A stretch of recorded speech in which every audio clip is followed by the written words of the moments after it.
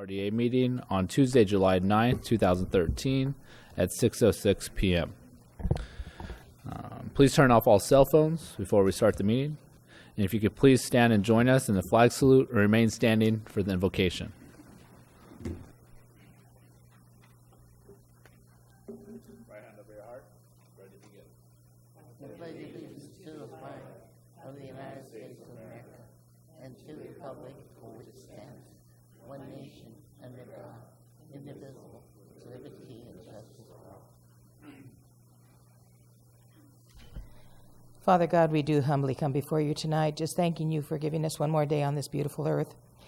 And Father, tonight, I really want to ask a special blessing on our new deputy that's going to be in charge of the YAL program. Deputy Hargrove did a tremendous job here and brought the youth so far. And I know that Deputy Steve can continue the process and just be with him, as this is a new journey for him, and just be with the children and let them embrace him as they did Deputy Hargrove. We care about our children here. That's why we have people like this and the programs like we have. And this is one thing about our staff here. Our staff care about the children, as do our council. They are more important to us than anything, and we just thank you that we have the programs that we can continue to have for them. Be with the council tonight as they discuss the business of the city. And just, if there's anyone in our family, in our staff family that are hurting tonight, Father, just wrap your arms around them and hold on to them really tight, because we know that you're always in control and you know things are going to happen before we do. We thank you. We humbly pray before your name. Amen.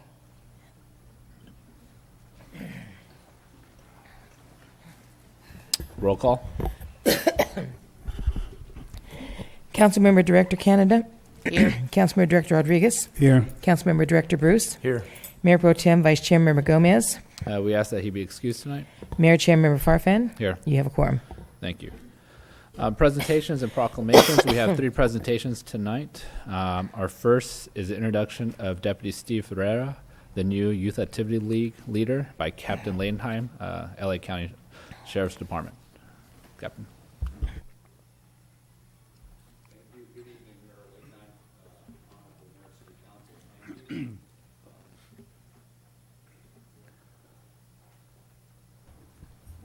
Thank you, ma'am. And Ms. Underwood, thank you for that lovely prayer. We appreciate that. And Steve will go with Godspeed here. But Steve Ferreira comes to us. I personally picked him because of his integrity and his hard work and what he's done for us at Lakewood Station. Steve is a 13-year member of the LA County Sheriff's Department. The past 7 years he spent at Lakewood Sheriff Station.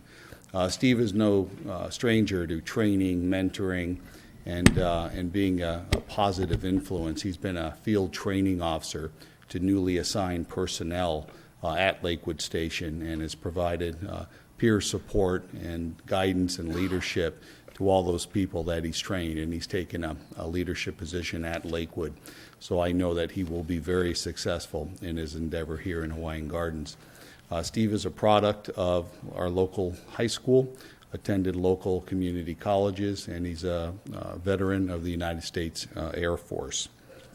We look forward to a couple of exciting projects for the YL.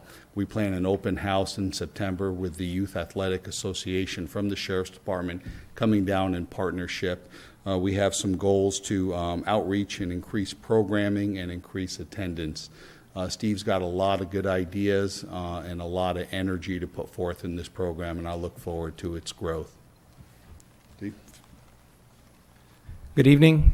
I'd just like to take this time to thank Mayor Farfan, the city council members, the residents of Hawaiian Gardens, the captain, and the sergeant for giving me the opportunity to work with your kids. I know that they're very important to you, as Sue mentioned, and I'm just hoping to continue what Deputy Hargrove has established for the last few years. He did an outstanding job, and I just look forward to keep that going and making it even better. I've just trying to bring new ideas, people, volunteers. As long as we get people to help out. If you see me around, if I ask you for help or if you can come and help, it'd be a great thing, because these groups won't get any better or bigger if we don't all work together. That's including the parents of these kids, and I'm looking forward to reaching out to them, reaching out to the community, and working together with everybody so it could be a better program than it is now. So thank you very much. It's good to have you on board, Steve. Steve, I know we've met before, but I just want to say welcome, and we definitely look forward to continuing the partnership with the Sheriff's Department and growing this program. And as you mentioned, it is a very vital program to the city. So we look forward to everything you're going to bring to the table. So thank you very much. Okay, our second presentation is by Mark Olson, Government Relations and Public Affairs Specialist for the Citrus Pest and Disease Prevention Program regarding the Asian citrus psyllid and deadly citrus disease HLB. I'm not going to try to pronounce it. You could do it probably better than I could. Yeah. Well, thank you very much for this opportunity. Again, Mark Olson with the Citrus Pest and Disease Prevention Program. This is a nonprofit program that was created by the state legislature back in 2009 to help combat the spread of the Asian citrus psyllid and deadly citrus disease called Huanglongbing. And it's actually a program that's funded by California citrus growers. And growers and government officials who we have here this evening with me, we have Victoria Hornbaker with the California Department of Food and Agriculture and Ken Pellman with the Los Angeles County Agricultural Commissioner's Office, are very concerned about the spread of this pest because this disease that it can carry is basically a death sentence for citrus. We've seen it do a lot of damage all over the world, whether it's China, Brazil, Mexico, Florida, and now California, where we found the pest. The good news is we've only found one diseased tree, and that was in Hacienda Heights, so it's very close to here. And I know the pest has actually been found in Hawaiian Gardens, but the disease has not been found here. But based on the pattern of development with this pest and the disease, it could very well happen that the disease is found here, and there are trees that are infected with this disease and could possibly die. So we wanted to come here this evening to give you a brief update on our response to this issue, as well as the coordination that's going on with the various levels of government. So I'm going to turn it over to Victoria here to talk a little bit about their role in this issue. Just first of all, I wanted to thank you guys for allowing us to come out and talk to you about this very important pest and disease. Let's see. There we go. So first thing I want to do is give you an introduction to what the Asian citrus psyllid is. It's a very small flying insect, about the size of an aphid. They like to attach themselves to the leaves. They suck the juices out of the leaf. This is their nymph, which is their immature stage. That also attaches itself to the very new growth. So as the new leaves are coming up, they call it flush. The nymphs will attach to the flush, and they will just suck the juice out of the tree. That's also how they pass the disease. So the adult will go from maybe a diseased tree, fly to a tree that's not diseased, and spread the disease that way. So to give you a little background on the disease, again, it's Huanglongbing, or HLB. It's also called citrus greening. There is no cure for this disease. If a tree gets the disease, it will die. It can take 2 to 5 years for the tree to die, but it will die. The thing that we don't want is we don't want diseased trees being left in the ground because, again, those psyllids fly to a diseased tree, take the juices, get infected, and fly to a tree that's not diseased and spread the disease from tree to tree. What we've seen happening in Florida, they have about $3.63 billion industry there. Loss in revenues in their industry there.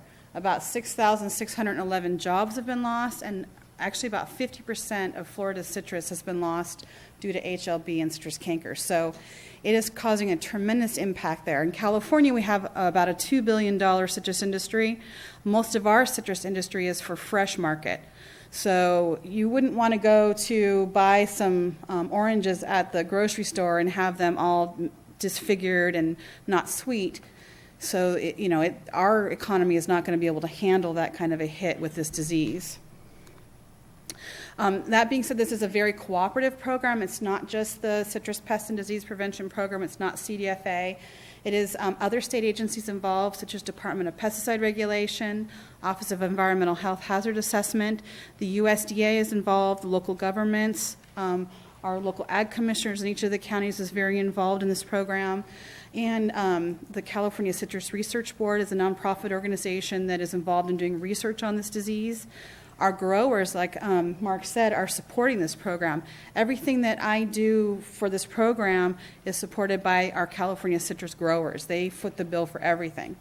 And then also the residents. I have to tell you, I'm a Southern California native, and I am so impressed with how people have stepped up down here and have gotten very active and have been behind the things that we've been doing down here in the communities. It's very impressive to me.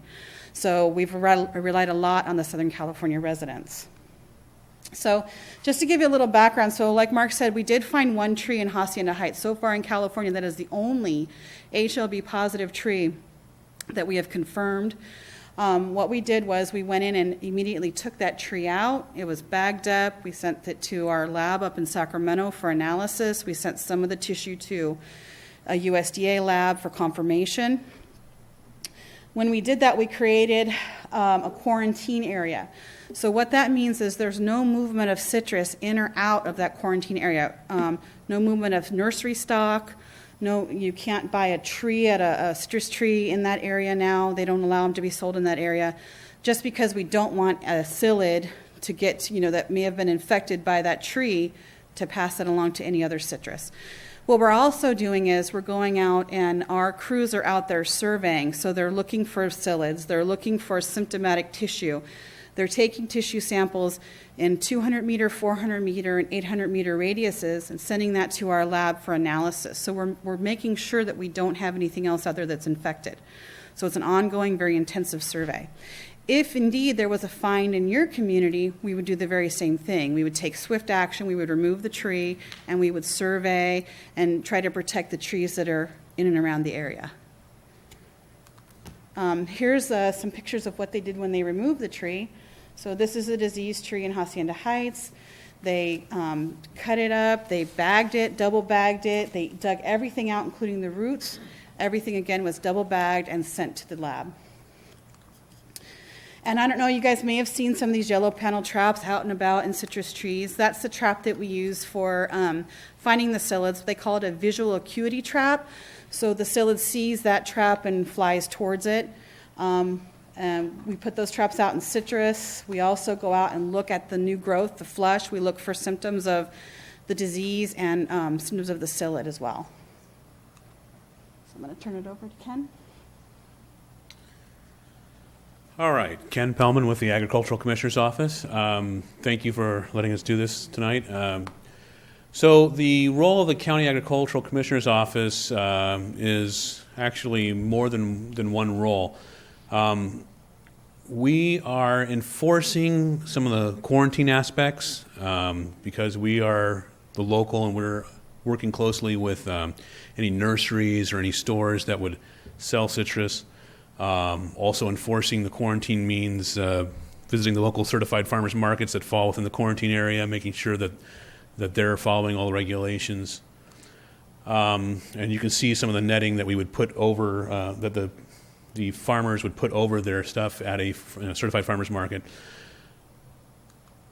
But we also have our Environmental Protection Bureau, which does pesticide enforcement. So we're making sure that whether it's a private applicator or it's the state or some other agency, that if they're applying pesticides, that they are following the laws and rules regarding that pesticide application. So the pesticide application is going to be done in a way that's not going to be threatening to humans or animals or the environment.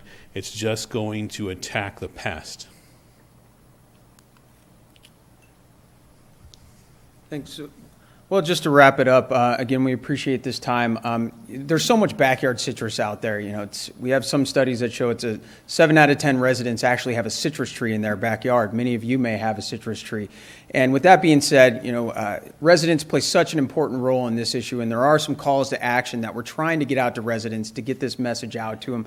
One of which is not to transport citrus plant materials out of the area or into the area from other places. So if you have that aunt that lives out in Yuma, Arizona, or that cousin that lives up in Oxnard, don't take your citrus with them. We like to share citrus, and that's okay. You can do it in your own neighborhood, that's okay, but just taking it out of the quarantine areas is something that we're trying to prevent, because that's how this pest moves around, is through human movement. Also, cooperating with ag officials is very important. That's another message that we're getting out. If there is another HLB infected tree found, we want people to cooperate so it doesn't act as a reservoir for the psyllid to feed on and go move it from tree to tree to tree and infect other trees in the neighborhood. Also, people can take it upon themselves and look for the pest, whenever they're out there watering or pruning. It's something you can just look on the underside of leaves, and if you think you found it, you can actually do something about it. You can go to a local nursery and talk to them about what type of treatments you can use to protect your own tree. That's something that's very valuable for people to do. They can take it upon themselves to find a solution to this problem. Also, we're asking people if they think they've found symptoms of HLB, the yellowing of the leaves, an inconsistent piece of fruit that may look sickly, or the tree just hasn't been doing that well for the past couple years. Those could be signs of HLB, and we're asking people to call the California Department of Food and Agriculture hotline, which is 1-800-491-1899, and they may deem it something that's serious, and they want to bring an inspector out there to check out the tree in person. So there are a variety of things that people can do to help with this issue. Also, we're working with cities throughout Southern California who have been very responsive to this issue. It's a lot of people don't know who's responsible for an issue of concern maybe like this, but whether it's their state senator or state assembly member, but they know where City Hall is. And this is usually where they come when there are issues of concern out there that may detract from their quality of life. So, that's why we wanted to take this time, is to come talk to you about this issue, let you know what's going on, put faces with who's working on the issue. And then also we have a variety of ways that we can work together, on communication efforts. We have a website that can be linked to your website. Cities are sending out notifications that we can provide in their e-newsletters and their quarterly mailers that they send out to the community. We also have a PSA that can be played on your local government channel. So we just want to make sure that, we bridge the gap between the city and then what we're trying to accomplish here out in the community, because like I said before, this pest and disease have done so much damage worldwide, and we're really trying to prevent that from happening in California, and we think we have a good plan in place. But certainly it takes the cooperation and coordination with local governments and with the city of Hawaiian Gardens. So certainly we appreciate this time again. We can answer any questions that you may have on this topic, and we look forward to using this as a jumping off point and working with you. Just a quick one, Mark. Sure. In regards to getting some literature to put in our newsletter, do we just contact you and then we could? Yes, I've been in contact with Sue, so Okay. I can provide her with some of the ways that we're out there communicating. All right. And I can get you flyers. I can also send you links to the public service announcements and some copy for a newsletter and some pictures. That'd be helpful. I think that would. Okay.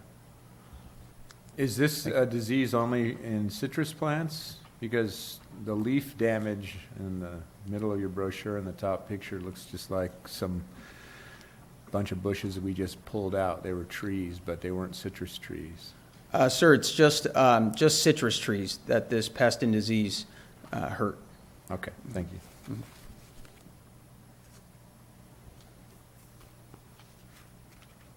All right. Well, thank you very much for your time. Appreciate it. Thank you very much. Appreciate it.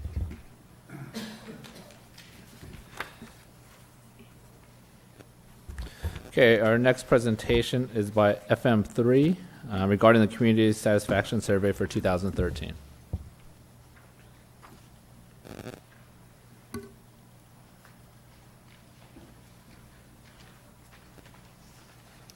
While the survey is being teed up, I just wanted to take the opportunity to thank the council for allowing me to present the results of the citizen survey, and to particularly thank the mayor, council member, city manager, who spent a lot of time working with me to make sure that the questions adequately reflected issues related to the city, which ultimately made it a better survey. So thank you very much. And I'll point out this is our second go-around, and appreciate all the time you've given.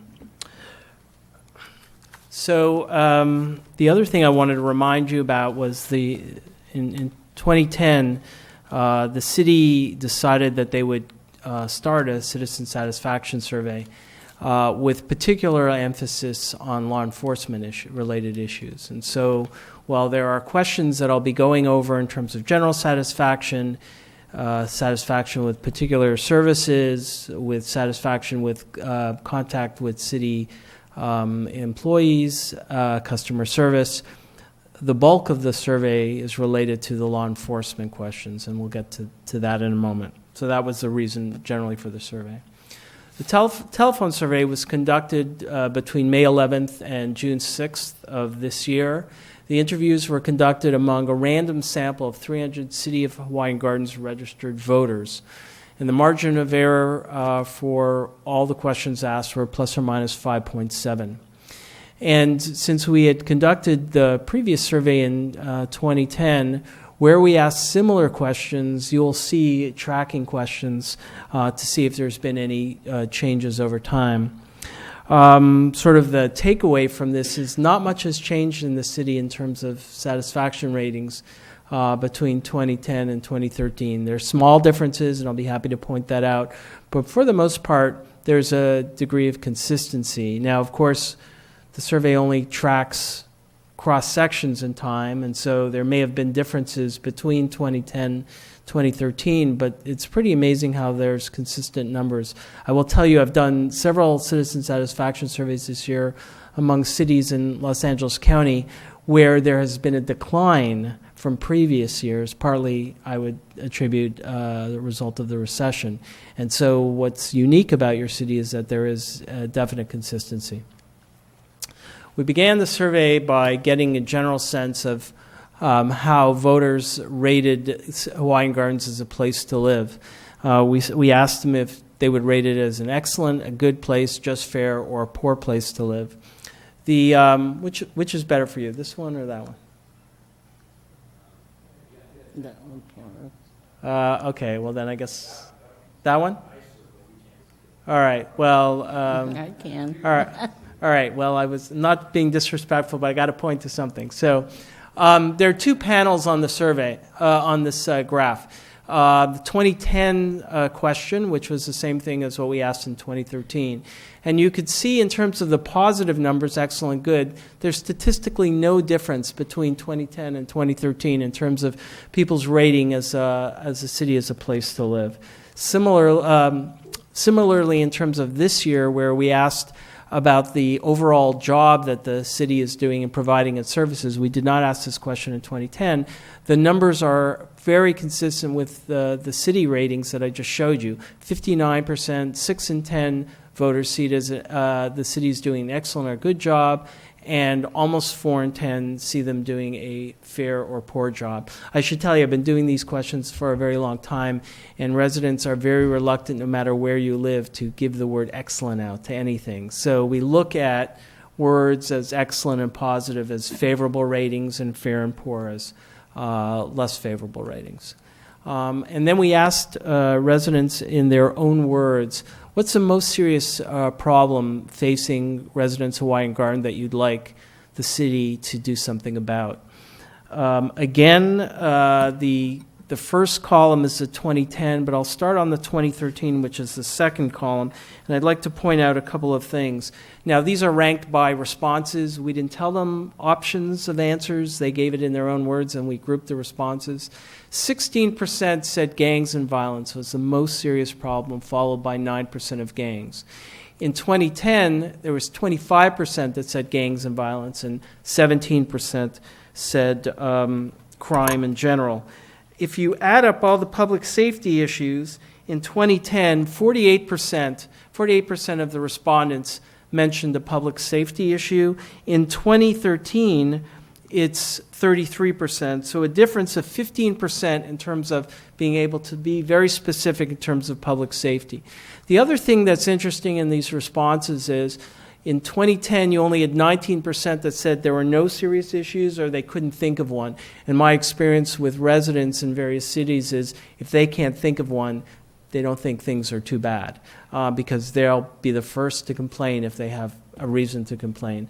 So you'll notice in 2013 that it's jumped pretty dramatically to 34%. So a third of the residents couldn't think of a thing that they would like you to do to make this place better. But again, the theme of public safety, while not as great as 2010, is still prominent.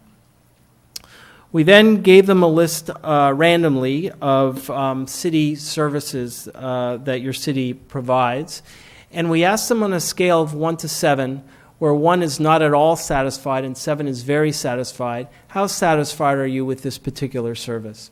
And what I've done is I've taken the 6 and 7 and I've lumped them together as very satisfied, and then the 5 is somewhat satisfied, then 4 is neutral, the red, which is 1 to 3, is not 2 or not at all satisfied, and then the final column is the don't know. People weren't familiar enough with that service to offer an opinion. And I took the average of the scores for those people who were able to rate it from 1 to 7, and they follow along here. And I ranked it by very satisfied. So your number 1 satisfied issue or service is trash, yard waste, and recycling pickup. 2/3 of your residents say they're very satisfied with that, as well as the fire and paramedic services. And then you go down, library services, graffiti removal at 57 and 56. And the other items, I just want to point out, senior services. You've got 30%, almost a third, say they don't know enough to offer an opinion. Not particularly surprising, because if you're a senior or you don't have a senior living with you, you may not be familiar with the great services that your city provides. But what's very striking, among the people who do know, 51%, and so that's really 51% of the 70% who actually could offer a rating, consider it to be that they're very satisfied with that service. So that item particularly stands out, and you can see that in terms of the average score. The items that scored low, partly due to the don't know factor, but programs to retain and expand and attract businesses to Hawaiian Gardens. Given the economic climate, of course, residents in all cities would like their cities to do more than they're already doing to provide those services. Then doing a comparison among the city services that we asked about in 2010, you'll see the average or the mean numbers for the rating scores of 1 to 7 from 2010 in this column, and then the 2013 in this column, and here's the difference. Now, statistically, there really isn't much change in terms of rating among the services, except perhaps one could argue that graffiti removal, in terms of satisfaction, has improved a little bit between 2010 and 2013. And now we'll move into the law enforcement questions. We asked, how would you rate the level of service provided by Hawaiian Gardens law enforcement officers? Statistically, there really isn't a dramatic difference. I know 64 seems bigger than 59, but statistically, given the sample size, is there not much difference between 2010 and 2013 in terms of excellent and good results, though I am mindful of the fact that you had 27% excellent in 2010, and then you've dropped down to 21% 2013. But overall, fairly consistent numbers. You have about 2-to-1 ratio of favorable to unfavorable ratings of the law enforcement in the city. Among the people who gave it a favorable rating, and I'll remind you that's a lot more people than gave it an unfavorable rating, so the percentages are not equivalent when I show you the negative responses.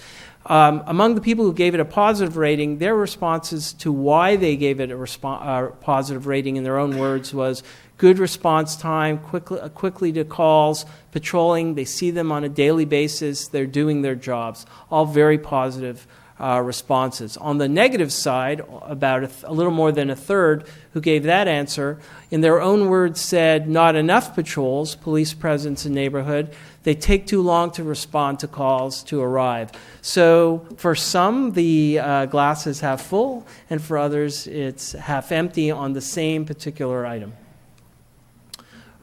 We asked individual items as aspects of the sheriff department, and we said, how would you rate that particular aspect? For example, responding quickly to emergency calls, is it excellent, good, fair, poor, or they gave an answer that they didn't know enough to offer an opinion. As you could see, pretty much all the items we asked about, effectiveness in curbing local crime, professional treatment of people regardless of age, commitment to help citizens of Hawaiian Gardens, all are in the high 50s, so above sort of the midpoint of the rating out of 100. And the bottom item, though statistically not dramatically different, is professional treatment of people regardless of race or ethnicity.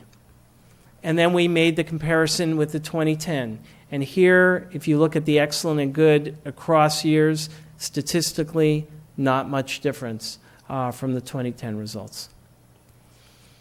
How much would you say you trust sheriff deputies in Hawaiian Gardens to protect you and your family? Again, statistically, not very different. In 2013, 42% said a great deal, 37% said somewhat. So in this item, the law enforcement officials are getting scored higher than many of the other items. So there is a trust factor that's clearly present.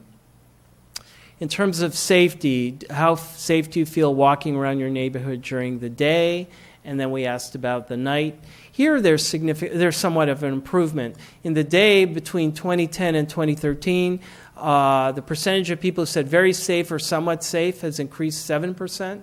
So there's a little bit greater sense that there's safety certainly in the day, and a little bit of increase, but marginal, between 2010 and 2013 in terms of safety walking around their neighborhood at night. Not surprisingly, I've never seen a city where people didn't feel more safe during the day than the night. Certainly your city is no different with that respect. Contact with Hawaiian Gardens employees. Similar to 2010, about 1 in every 2 voters contacted city government employees in the last 2 years. That's generally the percentages I see in other cities as well, so not much of a difference. Among the folks who did contact city government employees, we asked them to rate different aspects of the service that they experienced. So this is half your sample in both years. You could see excellent, good, fair, poor, or very poor. The numbers are very high. This is probably, we saw this last time, among your strongest positive measures in the whole survey. You should be very proud of your city employees. They clearly represent you well in terms of the public. A couple of items stand out as being significantly different in terms of a positive improvement from 2010, and that's overall customer service. Excellent good rating in 2010 was 72%. In 2013, it was 81%, so a jump of 9%. And then the other item was professionalism. In 2010, it was 68%, and in 2013, it was 77%. Again, an increase of 9%. So those are good numbers for any city with respect to service. Then we asked 2 policy-related questions to end the survey. The first one was, would you support or oppose City of Hawaiian Gardens applying stricter standards for the physical appearance of new commercial and multifamily residential development? 79% said they'd strongly or somewhat support that policy. Only 11% said that they would oppose it. 10% were undecided. Now, I just have to point out that we didn't provide them with details as to what that policy would be. So in principle, they support that idea, and I think that's something, if the City Council thinks is important, they should start pursuing it, because they certainly have the support of residents. And then we asked a policy question. We read 2 statements, and we asked them which one comes closest to your opinion. And we asked them in random order. Everyone got, every second person got a different order. And so I just rated it in terms of the highest response. The choices were maintaining the current level of services by charging residents a small fee to receive those services, or reducing the level of city services provided to Hawaiian Garden residents. And this is in the context of the severe budget cuts and reduced revenues that the city has been experiencing, as all cities have, during the Great Recession. A plurality, 48%, said they'd like the city to maintain current levels of service by charging residents a small fee to receive those services, closely followed by reducing the level of city services provided by Hawaiian Gardens residents. So you kind of have a little bit of a split in terms of your residents, in terms of how they feel about it. Again, I will just point out that we didn't say how much and what service. So that's something that I would cautiously pursue if that's something the City Council might be interested in. And I would be happy to answer any questions. Any questions, comments?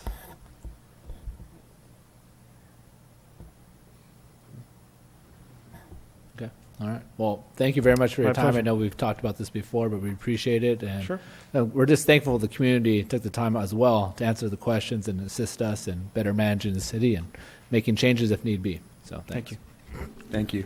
I'd like to thank the people that were called and responded to the survey in the city. Thank you for helping us make sure that we're doing a good job. Okay, now to oral communication, items on and not on the agenda. Oh.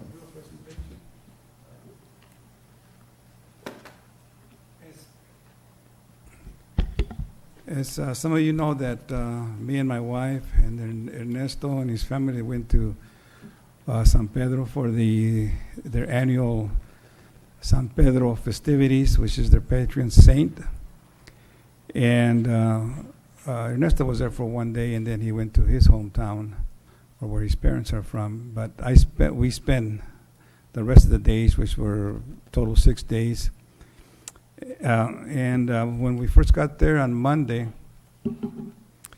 in front of the presidential palace, if you want to call it that, they have a big stage where they have entertainment every day for the full 9 days.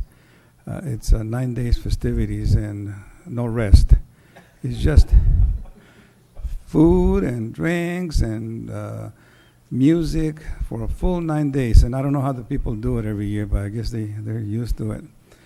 But when we got there on Monday, which was June the 24th, we were called up on stage,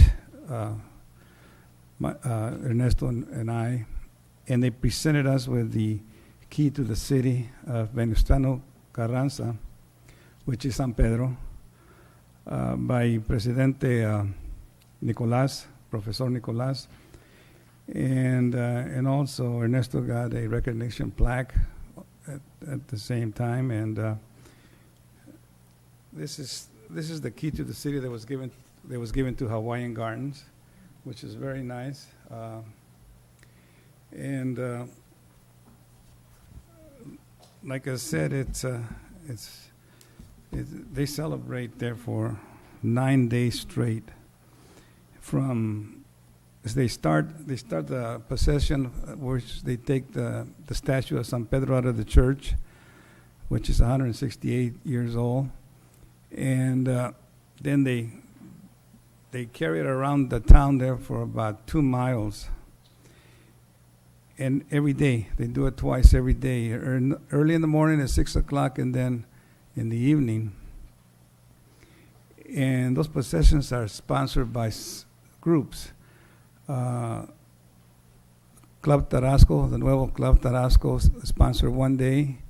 Las Familias Unidas de California, which is also Hawaiian Gardens Club that supports San Pedro, they sponsor the next day.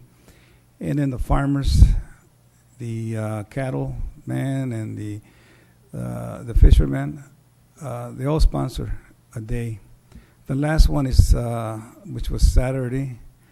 It was sponsored by the fishermen, and what they do is they have pots of fish soup, mostly catfish and other soups, other fish, and around the placita, the center of town there, where they have the gazebo, the bands going there all day long and all night. And the fishermen, they put these huge pots all the way around, and they feed the whole town for free. People go over there and they get their little plate and they eat fish. I think that's the grand finale of the whole fiesta, and it was real nice. We were treated very well. In fact, I think we were treated too well by the community, and not only that, I think half of Hawaiian Gardens was over there too, because a lot of our residents are from San Pedro, so they were all there. So I got to see them all over there, and like I said, it was nice, and of course we got the key, and I want to thank the town of San Pedro for the key to the city on behalf of us, of all of us, I guess, and so it was. I was glad to get home though, to get some rest, because I don't think I could have lasted another day. So anyway, that's my report. Thank you. Thank you for the presentation, and I'm sure it is a long time there. I went there I think for only 3 days, and that was enough for me. So yeah, but it's great. I mean, the hospitality is unbelievable. They're so kind and just great individuals. So thank you. And I'm not sure if Bashir had a presentation, so We're going to do it under staff. okay, under staff reports. All right. Okay, so oral communications, items on and not on the agenda. This time reserved for members of the public wishing to speak on items on and not on the agenda, except for public hearing items. This period will be limited to 3 minutes per speaker. Maximum time allocated is 15 minutes. Upon conclusion of oral communications, the city staff, or the city council, or the city staff, at the direction of the mayor, may respond to any questions or statements that are presented by members of the public. The city council is prohibited by law from discussing or taking any action on items presented during oral communications that are not on the agenda. Those of you wishing to speak, please state your name and address for the record. Good evening. I'm Karen Kavanaugh from the Hawaiian Gardens Public Library, and I'm just here to announce some of our upcoming programs. Our summer reading incentive program for kids, teens, and adults is going strong and will continue through the middle of August. And the events that we have as part of the summer reading program will be going through the end of this month. So our programs for children and families are on Saturdays at 2 o'clock. This upcoming Saturday at July 13th, we'll be having Paramount Pets doing their reptile show, where the kids can learn about reptiles and actually get to meet and handle some of them at the end for those who are brave and daring. Then on Saturday, July 20th, Mad Science will be there presenting their Reading is So Delicious program. And then on Saturday, July 27th, we'll be having an end of summer party with games, prizes, and more. Our teen programs continue to be on Wednesdays at 4 o'clock. This upcoming Wednesday, July 10th, we'll be having Chef Design 101, where they will get to paint their own aprons. On Wednesday, July 17th, we'll be having metal tooling. On Wednesday, July 24th, we'll be having Build a Recipe Collection, where they'll get to try out, test, and taste some recipes and then build their own collection to take home. And on Wednesday, July 31st, we'll be having a glow-in-the-dark fuse bead program. Not to leave the adults out, once we're done with the kids and teens programs in July, we will be having a program just for adults on Wednesday, August 7th at 6:30 p.m. We will be having a book speed dating program. This is where adults can come and through a series of different types of questions and rounds get to hear about different books and authors and then get to pick one to take home with them. All of our events are free. All materials will be provided. And if anyone has any questions, please get a hold of one of us at the library. Thank you. Thank you.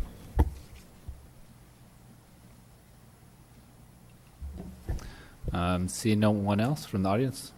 We'll go. Any comments from the council? No? Okay. So we'll go to agenda organization. This time is reserved for the city council members to discuss any changes in the order of agenda items. Yes, I would like to put item number C5 in front of C2 because they're both for the same, for the Gateway Integrated Regional Water Management. Okay. So we're going to just pull those up right now. I know Pull it that up. I talked to Joe earlier. Do you mind if we just pull those right now? We do have the representative here, and my understanding is that she has a meeting to attend to as well. So we'll pull those two items and we'll discuss them right now. Okay. Okay. So let's do that at this moment.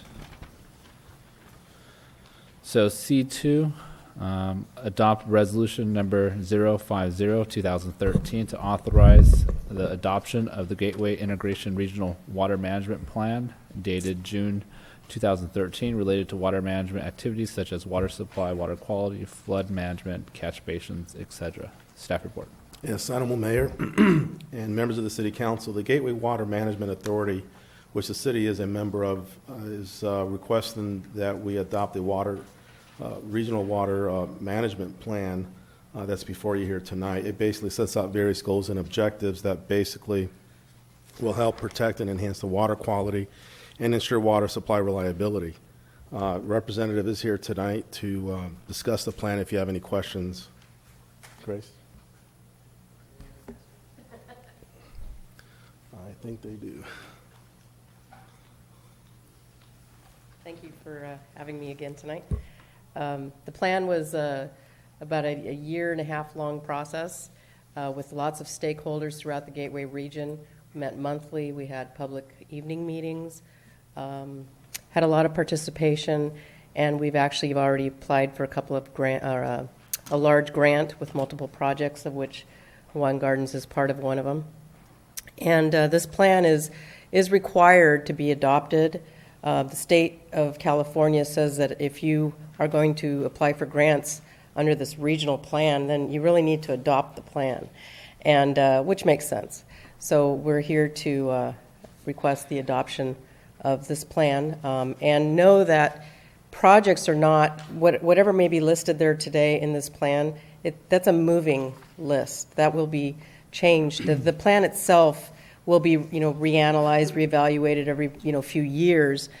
But the project lists and anything that may come up will be changed based on what grant cycles come from the state. So projects can be introduced at any time and modified in the plan. Are there any questions? Yes, the Integrated Regional Water Management Plan, that was initiated by the Gateway Water Management Authority. Is that right? Yes. So it was initiated by the same one.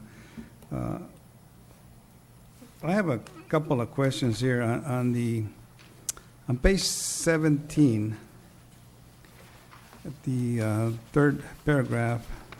It says, the city, in conjunction with the above solicitation, furnish information application to the Gateway Water Management to include City of Hawaiian Gardens as an applicant to receive grant funding. The grant fund is for installation of catch basin trash screens in the estimated amount of $72,450, with the required match around of $8,554. The authorization of resolution imperative to the receipt of this grant. Now, the $72,000 is that for all the membership cities or just for Hawaiian Gardens? For Hawaiian Gardens. Where do you propose to put these screens at? Well, that's something that your engineer would have to answer. If you want to come on up, Smiley. The Mayor and members of the City Council, the screens proposed will be in front of catch basins to protect dirt and debris from going into the catch basin. But don't we have some of those installed already? If you go down the river, the San Gabriel River, for instance, prior to it going into the ocean, you have nets and screens there to catch all the debris or trash and stuff that during the rainfall it goes throughout our storm drains. Where here in Hawaiian Gardens would you put those screens at if this is for Hawaiian Gardens? We would be putting them in all of the local catch basins, such as example would be on Juan, or Carson, where we have catch basins, to minimize a bunch of other debris which go into the regional one which you're talking about. But who will do the initial cleanup? Or who would go in there and to get the trash out? Would that be our Public Works or? The trash on a weekly basis is picked up by the trash company or the company which does the street cleaning. Balance which is there, probably annually we'll have to do is do the cleaning ourselves. We have a service which is being provided to us by the County of Los Angeles, so they'll be doing it for us. How many other cities have this type of installations, on their catch basin? When you say catch basins, are you talking about the where the water runs off on the curves and it goes down in there? That is correct. Is that what you propose to put Yes. screens on each one of Yes. those? Right now, we just have the openings with Yes. bars. Yeah. So debris and other items do go in there. We'll be putting a screen in front of it. This is a special screen designed for the purpose. So when you want to clean, it's very easy to open it up and clean it. And it how many protects. cities have this in Southern Most, California? all of the cities are required to have them, and they Because- do. And whatever they can afford, they have installed them. And we have filed for the grant, so when we get the grant, we would be going ahead and either through County of Los Angeles, Public Works, or through contract installing them. Now, is this a requirement by the state, or this is something that we just want to do? This is a requirement by the MS4 permit or the National Pollution Discharge Elimination System that we need to protect from dirt and debris and other items going through. Either we need to install filters in the catch basin or install the catch basin screens. The only other thing that kind of bothers me on this report is it states that the cost of the installation of the catch basin trash screens will be paid for out of the grant funds when received. The match dollar required will be paid for out of the Measure R funds. Yes, that is correct. But the Measure R funds is for transportation only. No, it's for any purposes which deals with the streets. Measure R was created, I think, in 1998 by the transportation and construction of freeways, bridges, and everything. And that was a half a cent that was added to the LA County tax. And the purpose of that tax was to, it was supposed to be a temporary tax, but as we all know, there's never a temporary tax. This tax, a half a cent, was created for railroads, the train to nowhere up in Modesto, the bullet train they want to install over there. There's in the middle of nowhere. All our construction going on, like in the I-591, all these projects are sponsored by Measure R.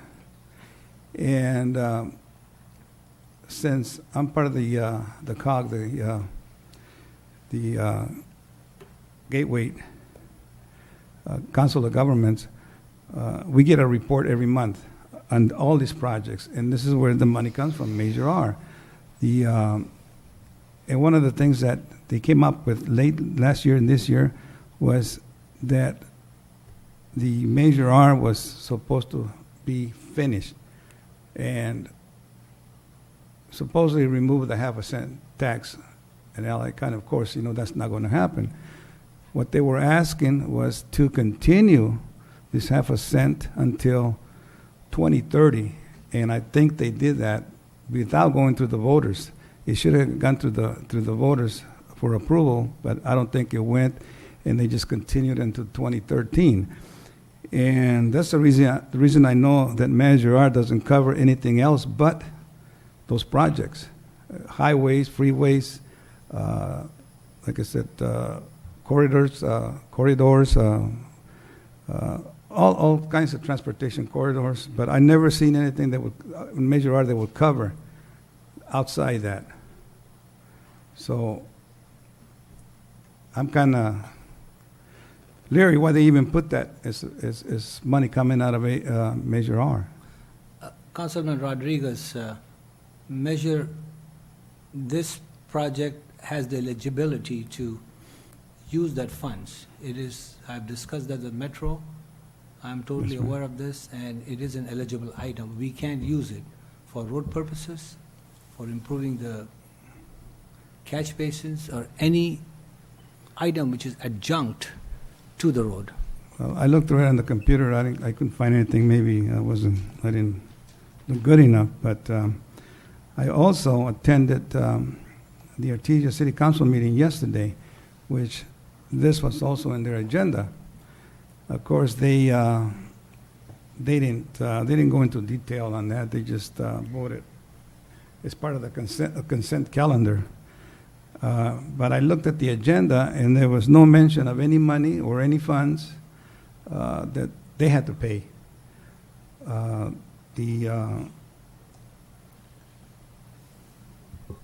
I don't know if we can jump from one to the other one, or do we just want to stick to the one? Take the first item. This is, like I said, like this one here was initially initiated by item number C5. That's, They go hand in hand, so. yeah. I know that it says here that the annual due not to exceed $5,000 a year. Of course, Yeah, I believe it was somewhere. I read the agenda, the Artesia City Council agenda, and it says that the Gateway IRWMP, the management, is regional planning document and does not obligate cities or water districts to for future expenditures for the Gateway IRWMP to receive grants or loans. Now, in order for you to receive grants and loans from, what was that?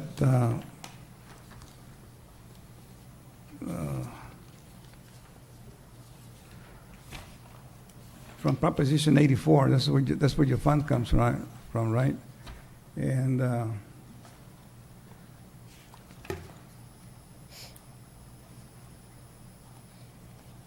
this is something that's out of, I guess they have $5.3 billion in this fund, where these grants supposed to be coming out of. So in order for you to apply for those, we have to approve resolution number 50, 2013, which is the Gateway Integrated Regional Water Management Plan. As a city, that is required for you to use the other one to get the grants. No. Maybe I give you a little background. Would that be helpful? There's two things going on here. One is the adoption of this plan, which is, purely voluntary. Stakeholders sit and we try to plan out what to do on a regional basis for watershed, which includes, streets, habitat, parks, water supply, groundwater, stormwater, all of those things, because they're all integrated. That's a watershed. And so we got it through the Gateway Water Management Authority and through the use of their existing membership dues, did apply for a planning grant back in 2008 and got a $950,000 grant to plan for the region. And through the efforts of the members at that, up until just now, we just completed it, obviously, they used $300,000 of collected funds through the membership dues of this JPA to match so that we could bring almost $1 million for regional planning. That result is before you, needing the adoption. That's purely voluntary.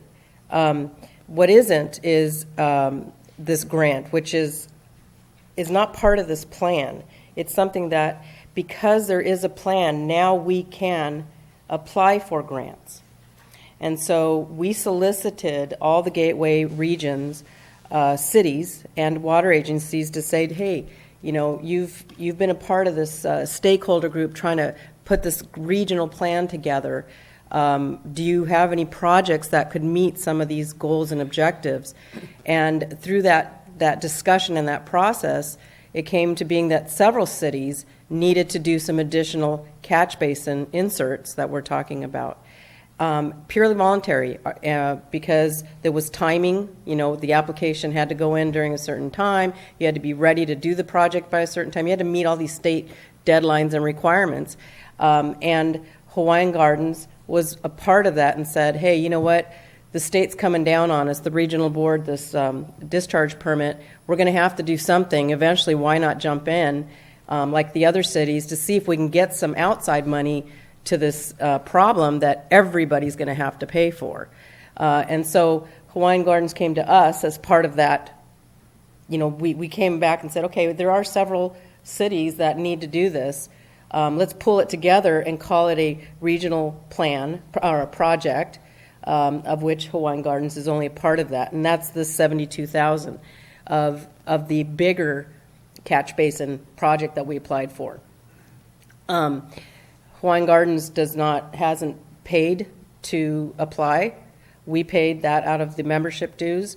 It was a good $100,000 grant process, because we're actually asking for $13 million in total for this region because of this plan.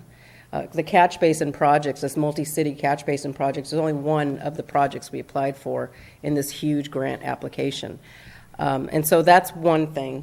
So the plan, the state says, okay, look, you know, whoever is a part of an application that you participated in, you kind of have to adopt the plan, because that's supposed to meet those goals. You're supposed to support that and say you were a participant, and now, hey, part of that, can we get some grant money to do some of this? So that is why this is before you today. We're asking folks in the region who aren't even part of a grant application to say, hey, you were part of the stakeholder input and participation. You're part of this region. Would you adopt this plan? So it's not mandatory unless you want to get some grant funds. So that's part one of this. And then the other thing is item 5, I believe.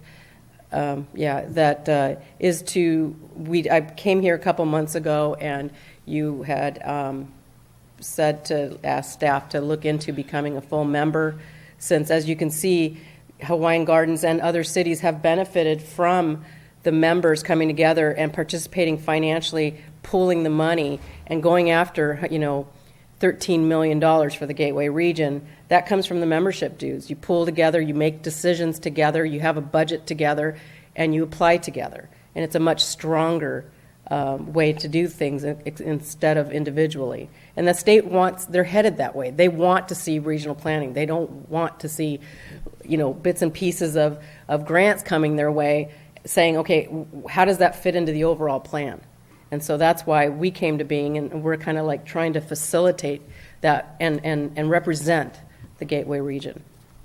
So I don't know if that helps or not. Well, the other question I have, of course, you stated on the integrated regional water management plan is all this quality of water, discharge, but we have so many agencies that control all that. We got the LA County Waterworks District. We have the St. Gabriel River Watershed Management Area. We have Los Angeles Water Board approves updated storm water runoff regulations. We have California Department of Water Resource. I mean, we have agencies on top of agencies that all deal with water runoff. State Water Resource Control Board, and this is just part of it. I think there must be about 1 million workers. They work for some kind of a water project here in California, and that's probably why our water bills are so high. But I'm still kind of puzzled on the screens. How big are the openings would be on those screens? Especially design screen so that somebody tries to say a can would not go in, or some cigarette butts if they drop. So the street super would come by and pick it up. So But those to protect as best you can. Now, I'm not going to say that 100% is going to be in the gutter, but some might go in there. But then you have filter to filter it in the catch basin. But what happens when we have a couple of days of good rain and those screens get plugged up? Now we're going to have some floods on the street. No, we are required that annually before the rain, we go out there and clean everything up so it won't get plugged up. So that's what we use the services of the LA County Public Works Department. They come before the rain and they clean it up. They clean the inside the catch basin. Anything above, they clean it up. But the screens are on the curb side where Yes. the water goes down, right? Yes. And when it rains, that's where all the debris comes through. The water Right. carries all the debris and it goes through there, and those screens are supposed to keep them out. That is correct, yes. So what happens if we have a lot of debris on these screens and they get plugged up? Well, we're not going to have Public Works out in the rain cleaning these things up, so that we're going to have big floods. But the whole idea being that before it rains, we clean it up. Now, the screens do have some holes through so the water can go through. well, those are the ones that I'm worried about. Those are the ones that are going to get plugged up when the rain comes down. During the dry season, summertime, of course, the street sweeper goes by and cleans all that every week. There's no problem there. The problem is when it rains and all the debris starts going through our storm drains. Those screens are going to get plugged up, and then we're going to have some major flooding on the streets. And of course, the state also has nets or whatever you want to call them down the San Gabriel River, different areas before it goes into the ocean. They catch all that debris that the rain carries down at that time. So I just don't, and like I said, I don't. Can I clarify that there are these are custom screens. I'm not an engineer, and I'll leave that to the experts. But there are situations where the screens might retract. They're actually, because when things get too heavy, and you might have a flooding situation like you're suggesting, they'll actually swing and allow it to go because you can't have a flood on a street. So it's not 100%, but it's almost 100%. So that's why, that they will allow, it depends on the weight of all the debris against there. Mr. Mayor, I'd like to have John Hunter, who's our consultant for NPDES, to address that issue. Yes, thank you, Mr. Mayor, member. I'm here for another issue, but I do have some familiarity with these. There's probably 100 or 200 designs for these catch basin screens, and the only ones that we would be using would be the two that are approved by LA County Flood Control, and the flooding issue was probably the main concern with LA County. They made sure that the screens would either open during a rain or had a bypass that in a heavy rain they would not flood. And the screens that go inside the catch basins, I've not heard of an incident where those have flooded. I've not heard of an incident where the retractable screens have flooded, although if the spring breaks, there is a possibility that there might be a problem. So, that is something we do have to be cognizant of, which is why the screens the faceplate screens do have to be inspected on a regular basis. But like I say, those were the only two that have been approved by LA County because these are the least likely to have problems with flooding. But again, this is not a mandatory state regulation to have those screens installed. If I could again, it's kind of a fine line, with the regulations that are coming down from the state board right now. In October, there is a statewide trash TMDL that's supposed to go into effect. It won't technically go into effect for Hawaiian Gardens until it's adopted by the regional board, which could be a 3 or 4 year process. But you do have the opportunity, assuming we do get the grants, to put them in now and save tens of thousands of dollars that you would have to spend in 4 years. The other problem is, the other possibility is, right now there is a watershed management plan that is being developed, and that will be finished by June 2014. And when that plan becomes effective, it will say that trash is a impairment, and then every city in the San Gabriel River watershed will have to do something about trash. And one of those might be the selective placement of these screens.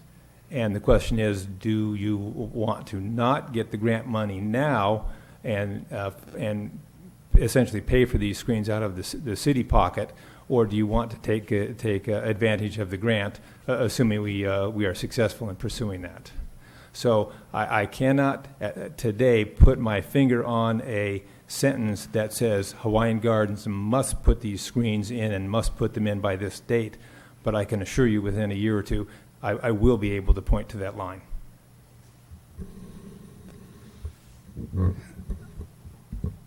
So besides these grants, what else will your agency would do? Besides projects like that, what else will they?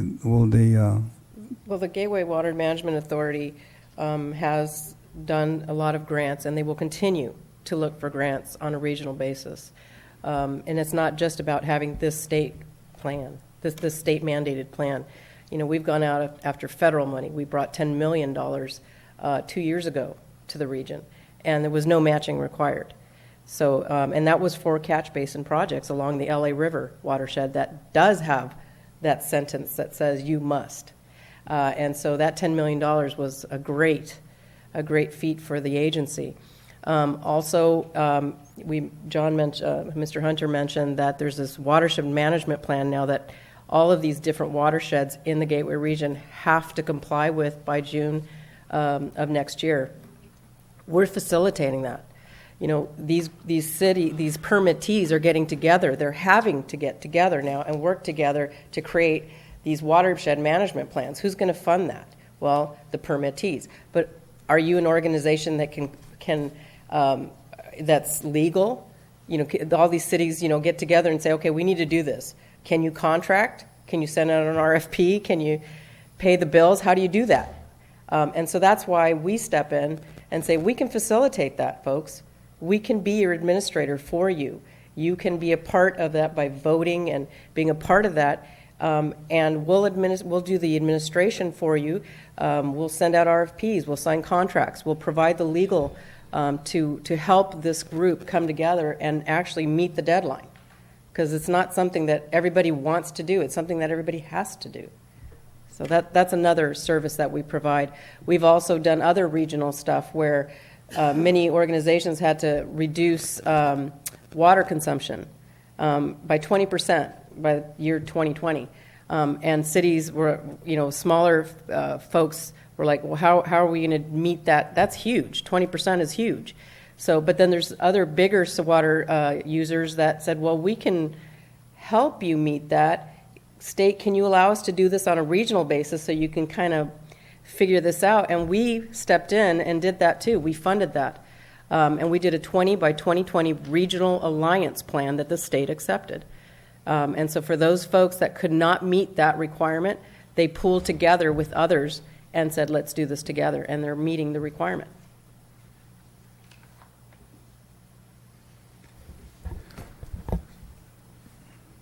I don't have no more questions. Are there any other questions, comments?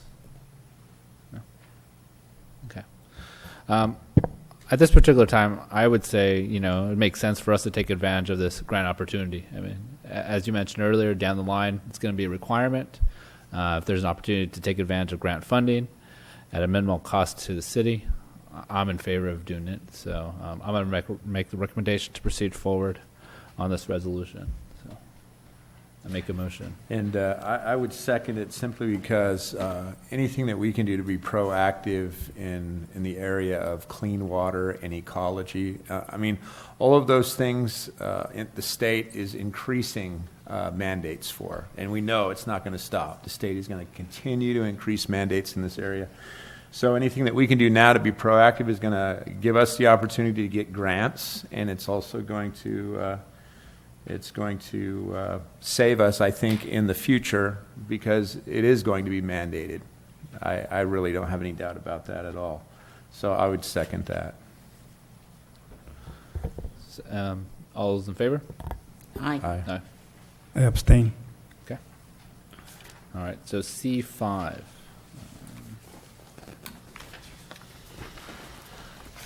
Adopt resolution number 53, 2013, to request Gateway Water Management Authority to approve the application to join with full membership at the reduced affordable annual dues not to exceed $5,000 on the Gateway Management Board for year 2013.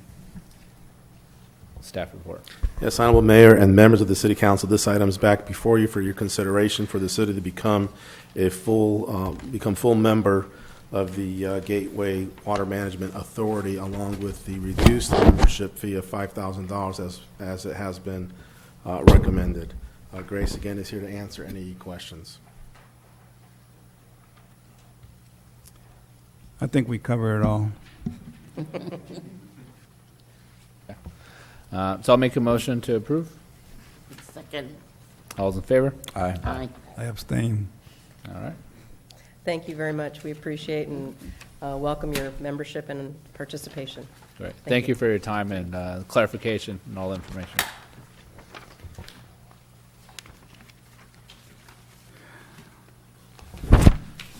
Okay, now back to B1, ordinance. Conduct second reading and adopt ordinance number 545 to add chapter 13.20 to the Title 13 of the Hawaiian Gardens Municipal Code to establish stormwater low-impact development standards for development projects. Staff report. Yes, Honorable Mayor and members of the City Council, this item was on the June 25th City Council agenda as a first reading. It is now before you as a second reading and adoption, which is the LID ordinance. This is basically an ordinance that would require new projects to basically incorporate some either building or landscape features designed to basically retain or filter stormwater runoff to prevent any type of pollution into creeks or the ocean. This ordinance would become effective August 12, 2013. Open up for questions. Won't the screens take care of that? It's going to have to be a little bit of everything, not just the public sector, but the private sector as well is going to have to contribute. In fact, there's actually another item on the agenda regarding the Green Street policy. So it's going to have to be a collaborative effort between the private and public to be able to control whatever runoff goes into the storm drain. So this particular ordinance, which is something we already do right now, by the way, it's just that they are relabeling it to LID ordinance, low impact development ordinance. This is something that would apply to private projects. The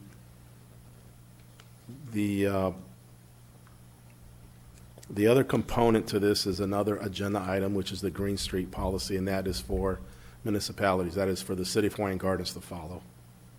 So in this particular ordinance on page, believe is page 9, it basically outlines all the different applications or different land uses where this ordinance would actually apply. So industrial parks of 10,000 square feet or more, commercial malls of 10,000 square feet or more, retail gasoline outlets with 5,000 square feet or more surface area. Basically, what they're going to have to do is create some type of bioswale or filtration system to be able to collect any type of runoff before it goes out to the street. I think you may recall one of the larger projects that we had done is the bingo, and there's a big bioswale located on Norwalk and 221st Street in the corner. So basically, they have to be able to take all that rainwater and be able to filter it or have it percolate into the ground system. And that's what this ordinance basically does. So being that that project had been completed quite some time ago, that is pretty much an indication that that requirement had been around for many years already. We've been already implementing that requirement. It is basically being relabeled to an LID ordinance at this point. And they are also requiring that public sector also comply with by creating a manual for green street policy. So this is basically us just saying that the council's agreeing that this is a policy that we want to adopt for any future construction, for the most private part, or right. For the most otherwise. part, this will be a new ordinance that will apply to all new construction. And one of the more recent construction that I can think of that meets this threshold is the casino, which they are fully aware of that this was already a requirement prior to even this being introduced, because as I indicated, it was already a requirement because it's been something that's been stipulated through the NPDS permit. That's been around for quite a few years. And the most recent one adopted last year. Since you reviewed all the permits and plans for the casino, is there any problem there as far as this goes, or is there something that's going to be added because of this resolution here, the No. ordinance? No, not because of this ordinance, no.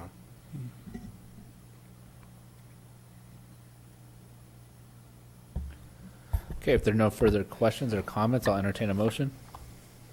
Make a motion to approve. Do you have a second? Which item we're on next? What's the next item? I'll second that motion then. All's in favor? Aye. Aye. Do we need to read by title? An ordinance of the City Council of the City of Hawaiian Gardens, County of Los Angeles, State of California, adding Chapter 13.20 to Title 13 of the Hawaiian Gardens Municipal Code, establishing stormwater low-impact development standards for development projects. Consent calendar. Items listed on consent calendar are considered routine and will be acted by one motion, one vote. There'll be no separate discussion of these items. If discussion is desired, that item may be removed from the consent calendar and will be considered separately. Would anyone like to pull any of the items from the consent calendar at this particular time? Yeah, I would like to put C1.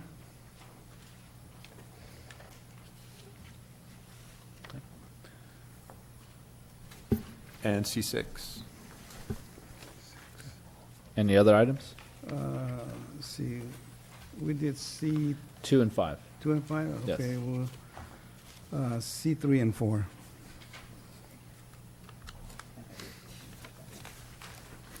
Okay, do I have a motion to approve the remainder of the consent calendar in its entirety? Which is one item, so. I'll make a motion to approve. All right, and a second that motion. All's in favor? Aye. Okay, C1. Adopt resolution number 049-2013 to approve program participant fees for Zumba and aerobic classes in the Human Services Department and to include these fees in the city's comprehensive fee schedule for municipal service, thereby amending the resolution 031-2008. Staff report. Yes, Mayor and members of the City Council, staff is proposing a participation fee for our Zumba and aerobics classes. Just to give you some background, currently we do not charge for these activities. We conduct classes 4 times a week, and again, they are free to residents and non-residents. We conduct the classes in the gymnasium, which is the largest facility that we have, or excuse me, the largest room that we have. We try and cap the participant amount at 80 for safety reasons. So on occasion that there's more than 80 participants present, we conduct a lottery system. So the participants who have numbers 1 through 80 are permitted into the gym to exercise. So to kind of offset some of these situations, staff is proposing the consideration of adopting some fees. Now these fees are similar to our evening racquetball rates, which would be $2 per class for residents and $4 per class for non-residents. And logistically, what would happen is, if this is approved, is the participant would go to the front counter, to register. They would show proof of residency, and they would be charged accordingly. At that time, they would take the receipt into the gym and show the instructor that they have in fact paid for that session, or excuse me, for that class, and then they'll go ahead and exercise for that evening. Can answer any questions you may have regarding this proposal. Yeah, I have a question about children. I was there a couple of weeks ago, and the line was an amazing line, and there were lots of children standing in the lines with the people that were going to participate. So, what do you do with all those kids? Well, the children that are considered old enough or mature enough to exercise, we've been allowing them to go in and exercise, being that it hasn't been marketed as an adult Zumba class.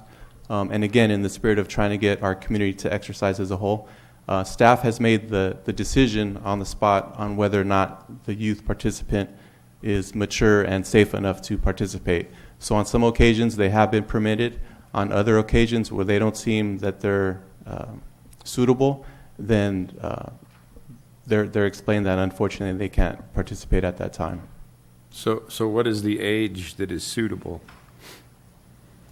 We haven't really determined an exact age. Some children are more responsible, more safety orientated than others.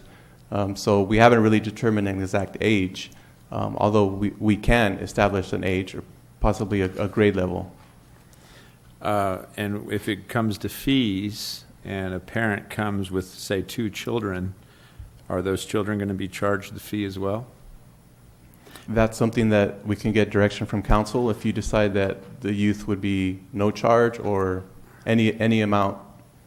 Well, because, if you're using a lottery system because you're getting so many people, and then you have a parent walk in and they have 2 children with them, and then those 2 children get to come in free, then you're essentially knocking out 2 people that would pay. I just, when I was there, I saw a lot of children, and I saw a lot of small children. And the sessions are what, about an hour? Yes. I can see a kid exercising with their parent for about 10 minutes. That's it. And then they're just kind of like all over the place. Now, I haven't been inside, but I just saw the line, and I noted how many kids there were.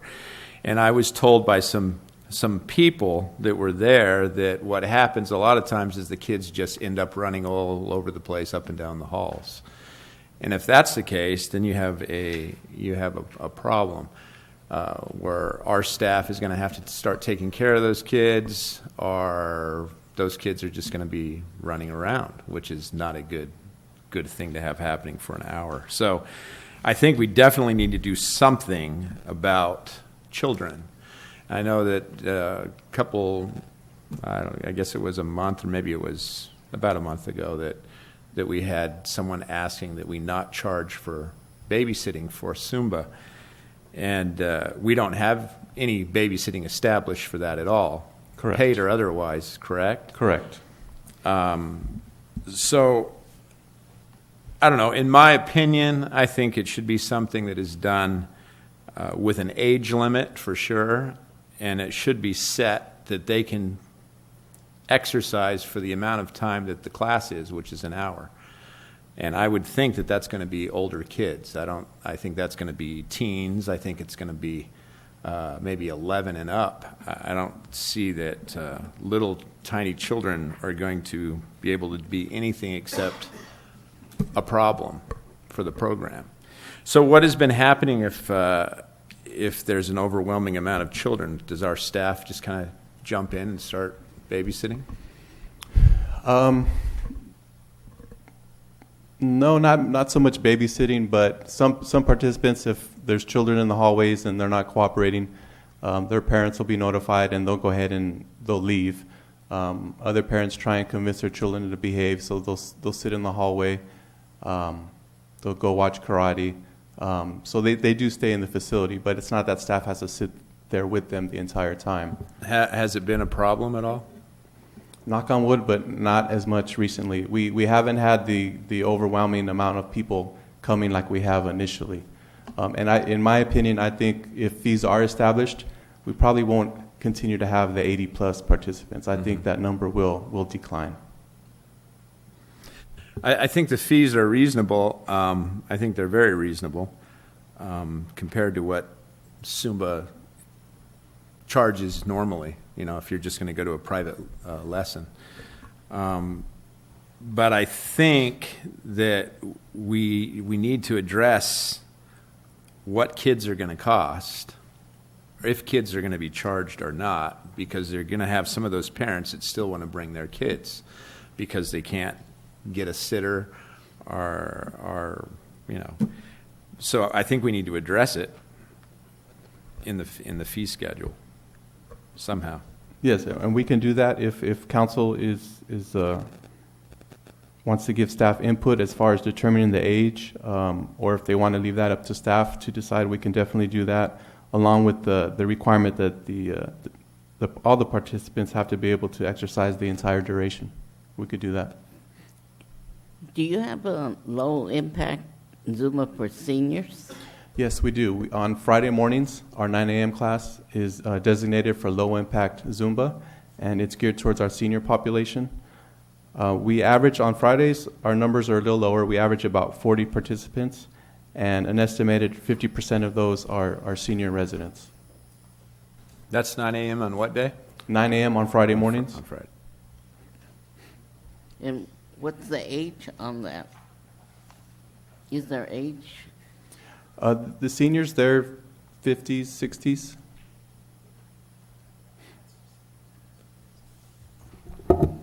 Steve, for clarification purposes, adults are also allowed, right, to participate? Correct. Yeah.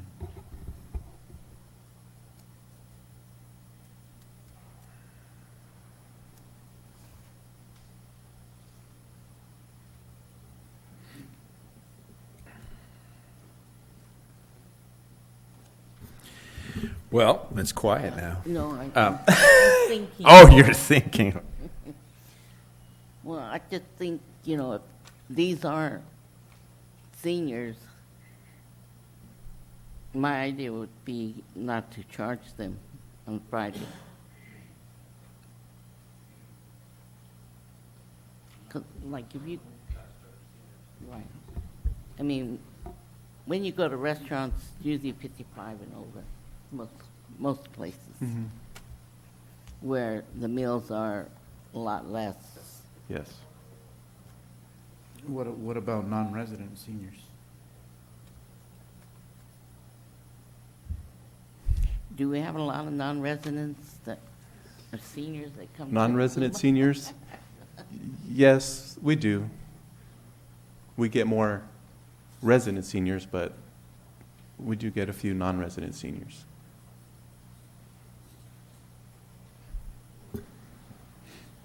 Well, I think we should charge non-residents, and maybe if we want to waive it for the seniors as part of the senior deal, but I really think that we should charge non-residents something, even if it's a discounted from the normal rate.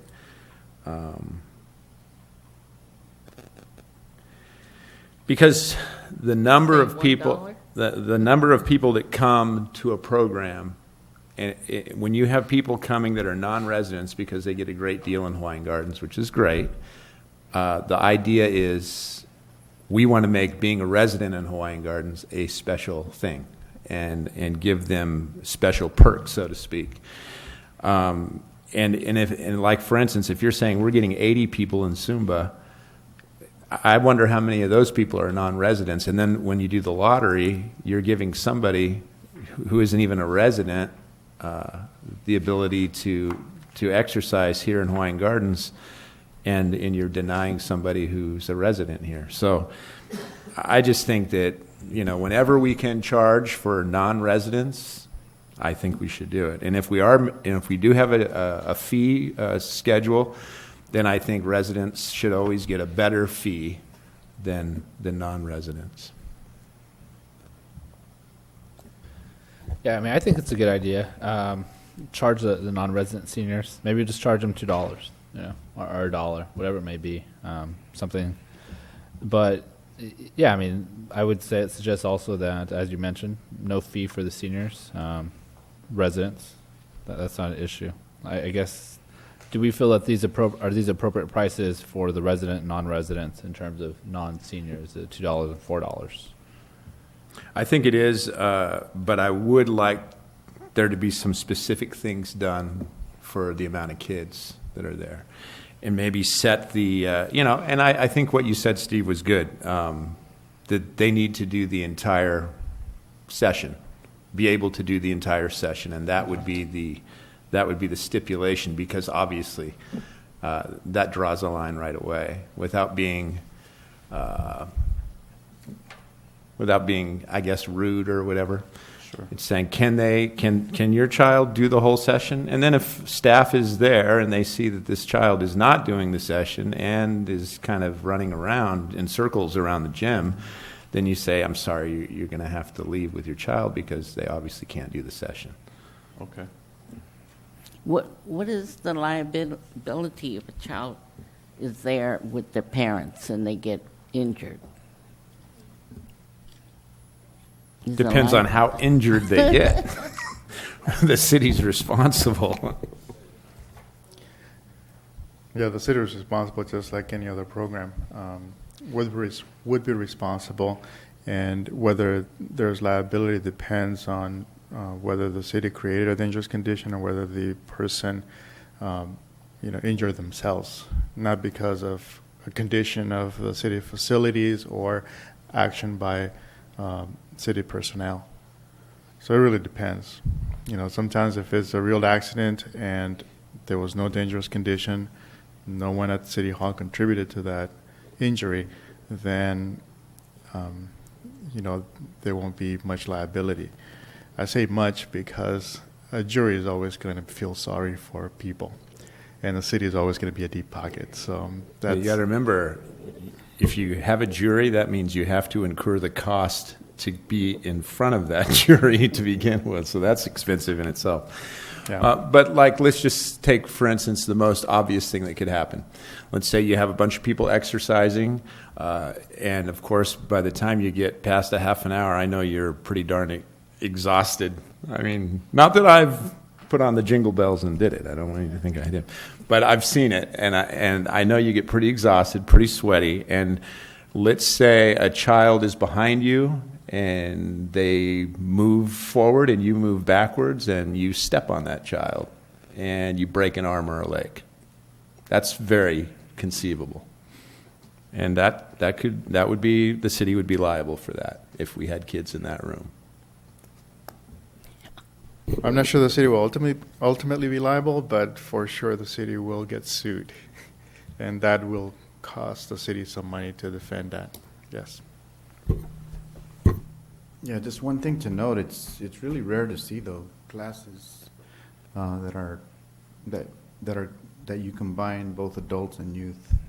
So I think that's something we have to consider too. I mean, if we're going to offer adult Zumba classes, then the parents are going to have to do whatever they need to do to make sure their kids are taken care of. Yeah, I totally agree with that. I mean, I've seen them, and I don't know how you can have a Mommy and Me Zumba class unless it's a Mommy and Me Zumba class and it's lower impact and it's planned for that. I mean, the only thing I could think of is basically you separate the crowd, the adults on one side of the gym and children on the other, and go from there. But no, I agree. It's probably a little difficult to have them all mixed up. I've never really observed it, and I think now it'd be interesting to go check it out and see how it's organized. And see what's going on with all the little kids there. So it's similar to like a line dancing kind of a thing, as far as the way it's set up, only it's much more high impact. That's how and it's not like line dancing where you're doing steps. It's fast, yeah. The other thing I was thinking about in regards to these fees, would it make sense to allow someone to purchase, a month's subscription in advance? Say, hey, you know what? I know I'm going to be coming to Zumba every day, rather than go up there and pay, every time I go to the class? Do we Yes, have that option? Definitely. That's something that we can adopt. We have similar to our racquetball, we have an annual membership fee for X amount of dollars, and they have their perks. So we can incorporate that for this as well, definitely. A perk for that person would be that they don't ever end up on the lottery system, right? Correct. And I think, again, by adopting these fees, I'm very confident in saying that I don't think the lottery system will need to continue. I would find it very rare where we would still have 80 people plus per night, being that there's fees incorporated. So are there any other comments, questions, direction for staff on this item? I would just say to approve it as is with the addition that staff would create some sort of a remedy for the children,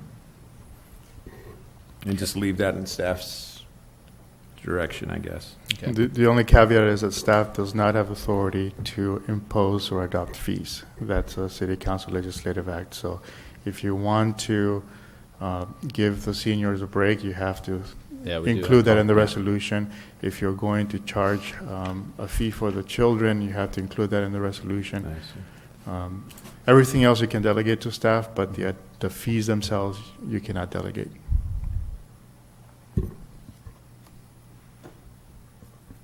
So do you want to incorporate in your motion that there's going to be no fee for resident seniors? Yeah, we can do that. Or we can say $1 for seniors from Hawaiian Gardens and $2 for non-resident seniors. Does that seem? Councilmember, you're talking about seniors, right? Mm-hmm. I thought the original plan was to let the Yeah, Hawaiian no Garden fees. seniors not pay. Oh, okay. So $0 for the seniors and $1 for non-residents. Right. Okay. And then if we're going to adopt something in regards to children, what would that be? Well, my personal feeling on children is just that it's an adult Zumba class and that they wouldn't be allowed. But, I mean, you're the staff that has to deal with it, so I would certainly say that there should definitely be a restriction on age. Yeah. Because I don't see how your average kid's going to keep up with the full hour of a Zumba class for adults. Right, and Councilmember, a good parallel that we can look at, because I don't remember the age off the top of my head, is our boxing program. Obviously, we have youth who participate in boxing, and I don't remember the starting age. I want to say it's 10 to 12? No, I think it's 7. 7 or 8. Okay. So that's something that we can look at and maybe kind of mirror that program as far as the age, just to get us started. Oh, probably if you just charge for all participants, that would take care of the problem right there. I think you should just charge for the participants. And if the kid really wants to do it and the parent wants to pay for them, then,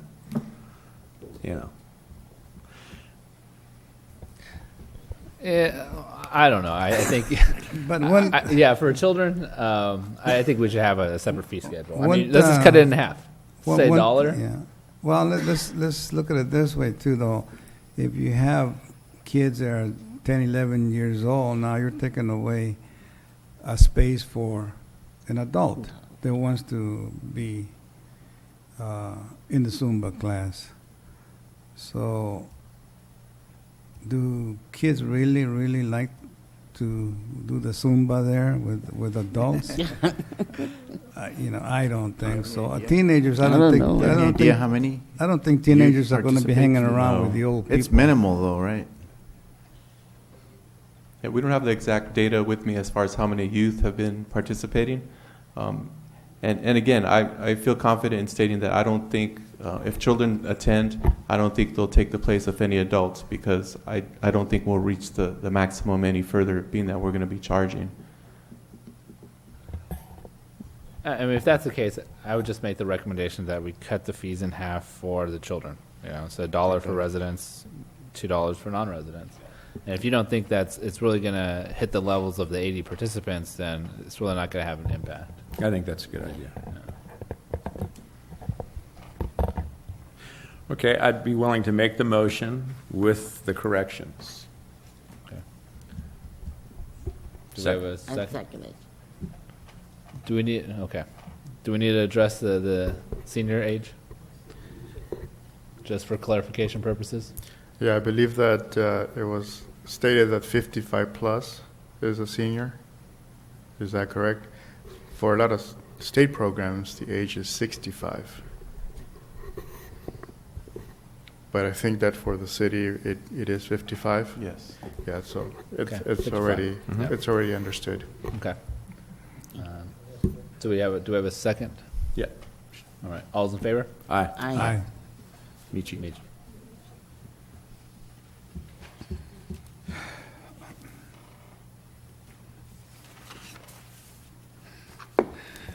C3, adopt resolution number 051, 2013 to approve a Green Street policy relating to green technologies involved in the reduction and treatment of stormwater runoff and regional water control and management pursuant to the National Pollution Discharge Elimination System and the Clean Water Act. Staff report. Yes, Honorable Mayor and members of the City Council, we've already discussed this a little bit here tonight, and again, the concept and functionality of the MS4 permit is the same, and that is to basically control the stormwater that goes into the storm drains and to prevent contaminants going into the waterways. And so as a result of the MS4 permit, we are being requested to adopt a Green Street policy. And again, it's a topic that's never going to go away, and it's going to continue to come up. And as a result of that, we do have a consultant here, John Hunter, and he can discuss the policy here for us. Thank you, and Mr. Mayor, members of the council, John Hunter again. Just as a little bit of background, automobiles and vehicles are probably the single leading cause of pollutants. Every copper brake pad that's on the market at the moment has copper in it, although that's slowly being removed, so that every time you step on the brakes, you get minute amounts of copper that go onto the roads, and then that all gets washed into the storm drain when it rains or when the wind blows it into the catch basins. And every tire has a minimum of 1/2 pound of zinc in the tread. So again, every time you drive through, you apply the brakes, a little bit of tire wear, you're getting heavy metal such as zinc on the roadway. So this is a requirement that has come out of the MS4 permit. Now there's two sections of the MS4 permit, both dealing with road construction. One says that if it's a project over 10,000 square feet, you have to infiltrate the water. And the other item is that if it's a major corridor, you can adopt green streets. And I think a green street policy will apply to both. Now, the Green Street manual that is before you was based upon the US EPA manual, and that was specifically mentioned in the MS4 permit. Now, the hierarchy of this is because the problem that we have with roads today is they're already built. If you decide that you need to do a major reconstruction project on Norwalk Boulevard or one of the other major streets, where in the world are you going to put a treatment system? It's almost impossible to infiltrate it. So the Green Street policy actually gives you what we like to call off-ramps, which is probably a good analogy for when you speak about road construction. And what that means is that, and this is the way the manual is set up, you're required as a construction, let's say we'll call it a public works project, you're building a road, you have to look at infiltration. You have to look at that first. But if you cannot do infiltration, then you look at something like bioswales. Can you put in bioswales? If that cannot work, if you're physically constrained by that, then you go to the next step, which would be something like the screens that are going in the catch basins. And then if you just absolutely cannot do infiltration, you cannot do bioswales, and you cannot do screens, well, then you've made your attempt. You don't have to do anything. Now, realistically, there's always something you can do. but it's set up, the manual is set up on a hierarchy. But Green Streets is basically, and this is a very important item to the environmental groups that are behind the MS4 permit. They want to see some type of pervious pavement, some type of greening of the streets. It is a requirement of the MS4 permit. On December 15th, the city attorney will have to send a letter to the regional board that says the city of Hawaiian Gardens does have all the necessary authority to implement the MS4 permit, and we certainly want to be able to say that the Green Streets has been done. As I say, that is a requirement of the MS4 permit. So it only applies to new road construction, excuse me, over 10,000 square feet, slurry seals, repair, routine maintenance. If you expose 10,000 square feet of, for example, Norwalk Boulevard, and you do not expand it in any way and you put the pavement back, that's just routine repair. But if you're going to add a median, if you're going to add a turn pocket or a new lane, that's when it would apply. So 10,000 square feet of new construction. So that in a very small summary is what this program is about. Now, true, it will add some potential delays to a project. When the project is, in past years, it would come into the cities, we're building a road project, here's how big it's going to be, here's how long it's going to be, how wide it's going to be. Now they have to say, oh, and this is how we're going to treat the water. So there will be a cost to the future projects for treating the water. There will be a cost for those designs. But like I've mentioned, it is a mandate of from the State Regional Board. So if there's any questions on that, I'll be happy to go over those. Thank you. So we'll open up to questions, comments from council. Doing all my research that I did the last couple of days, according to the MS4 permit, is that issued by the Los Angeles Water Board for stormwater runoff regulations? Yes, it is. The Los Angeles Regional Water Quality Control Board. Yeah.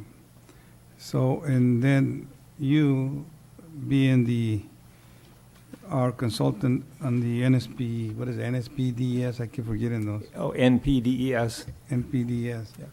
Yeah. You've been working for us for how many years now?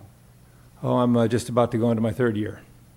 And you haven't seen any problems as far as any type of metals or anything going into the watershed, or?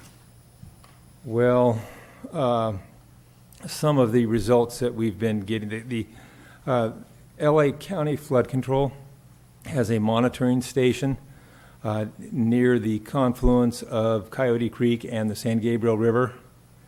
And we'll just say that some of the results have not been that good. I could not say that the discharge would be coming from Hawaiian Gardens because they take the sample at the confluence. So that was my next question. Being that we really don't have an industrial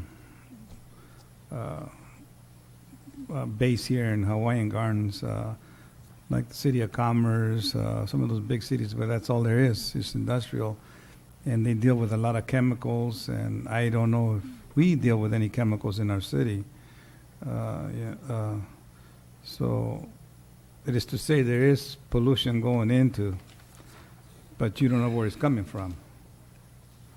But as far as you know, our city is safe, or not. I couldn't say that. We just don't have any data.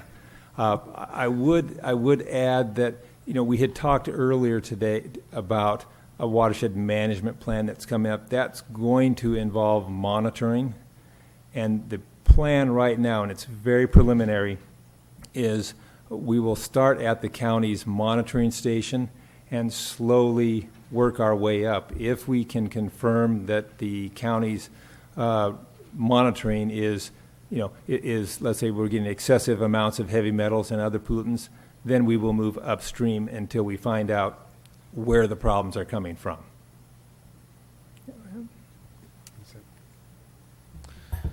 Are there any other further questions? If not, I'll entertain a motion. Make a motion to approve. I'll second it. All those in favor? Aye. Aye. C4, adopt resolution 052-2013 to approve pre-issued warrants and regular warrants in the amount of $275,890.23.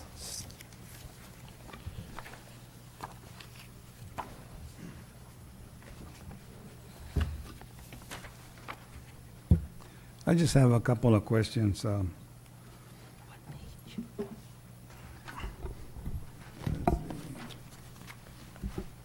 page 62,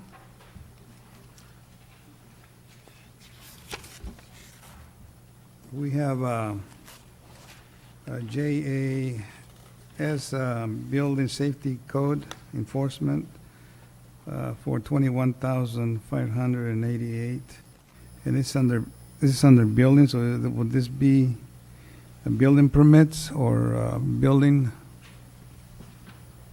Sure. What kind of inspection is that? I mean, since we don't have any buildings going on, I mean, is this the casino or?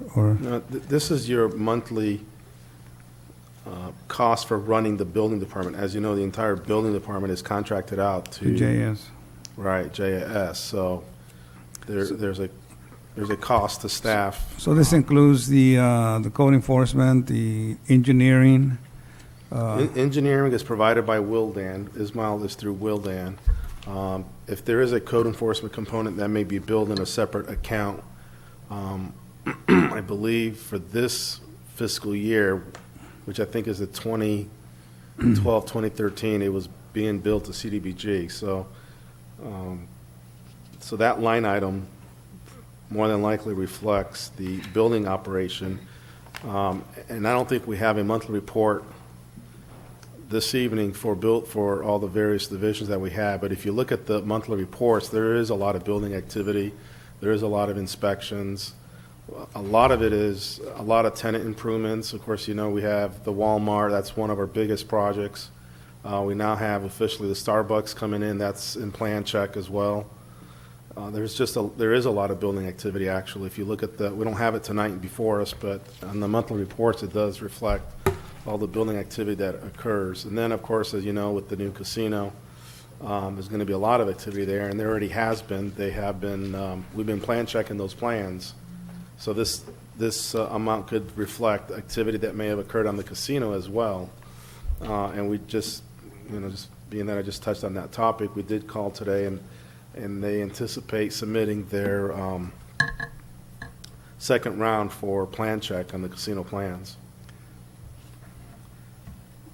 So this is not just code enforcement. This is the building operation. So the people on the front desk, essentially, right? It- When it comes to the counter. Yeah, it basically pays for the building inspector. You've got the permit tech. You also have plan checker that do work behind the scenes. So it's to run that whole operation. The building department in the city has always been contracted out and never has been staffed by city staff. So that whole operation has always been contracted out to a third party. And it's presently contracted out to a firm called Jazz.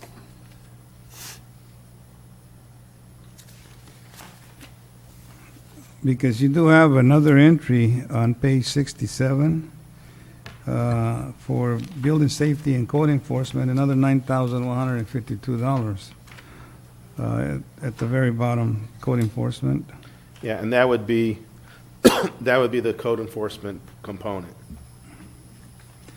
Now, in the next three lines, we have CDBG administration. We have three entries, one for February, March, and April. And then we go into the neighborhood beautification just below, and we have the same three entries again for the same dates. Also, it's CDBG administrative fee. Yeah, as you know, the CDBG administration is performed by Wildan. Yes, it the is. The gentleman is name is Patrick Goody, and so that's for the administration of the overall program. But they're the same three entries. the same times. They're only under different department. The three are under code enforcement, and the other three are under neighborhood beautification program, and they're identical. The same invoice or check number. I'm looking at the code enforcement. I'm looking at the code enforcement, and we're looking at the same thing. I see an entry for January for $1,560. Then there's an entry for February, which is $1,105, and then for March there's a billing of $1,690. And then under your neighborhood beautification, again, you have the three individual months, and then the respective dollar figure that goes with that. Because you total that out, it's around $6,695. Yeah, I believe the contract for the whole year, I huh? think, is $20,000. I think, is it, Ernesto? That's rough, between 20 and 25, I believe. Yeah. We can provide the invoices and copies. Yeah, I would like to see the invoices on that. That's all.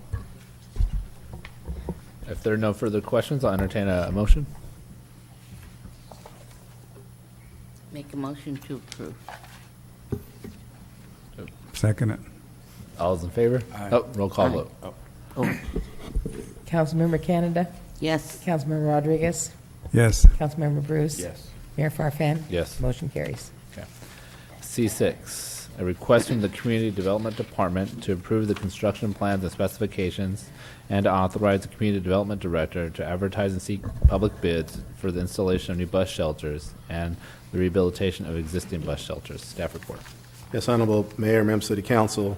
This item is basically to approve plans and specifications to basically install 3 new bus shelters on Carson Street and upgrade 5 on Carson and Civic Center Drive, and then install trash receptacles at the various locations, as well as solar lighting for the shelters.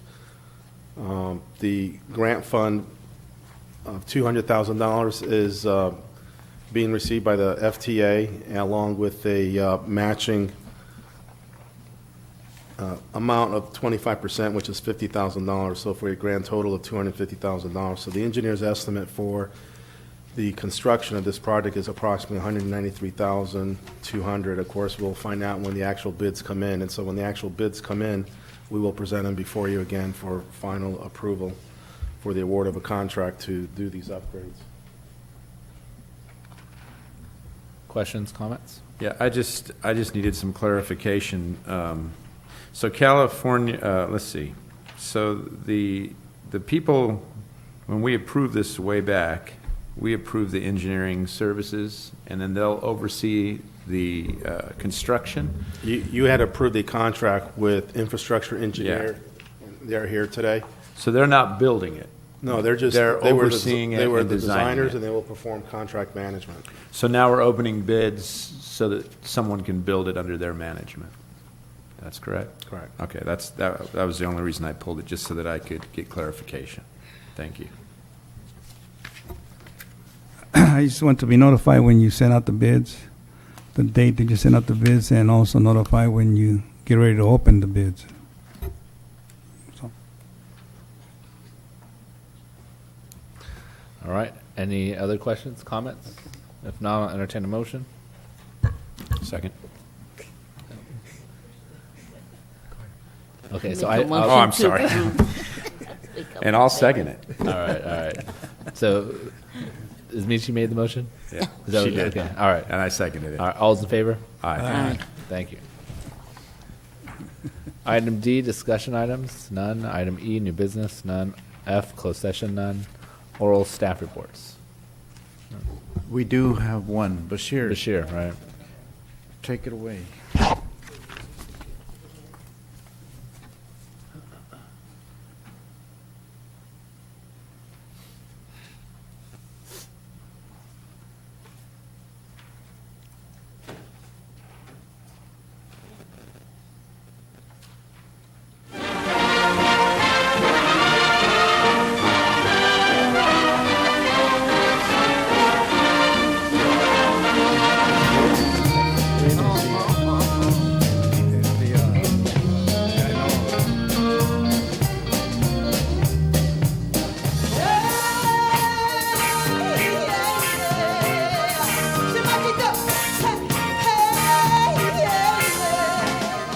we celebrating today? 4th of July Independence Day.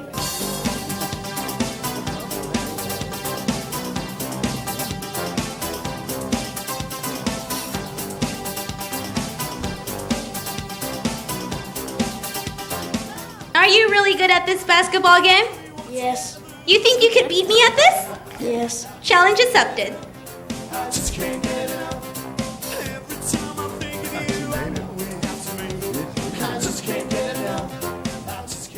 Do you know who our vice president is at the moment? No. Do you know who the mayor of the city of Hawaiian Gardens is? Victor Farfan?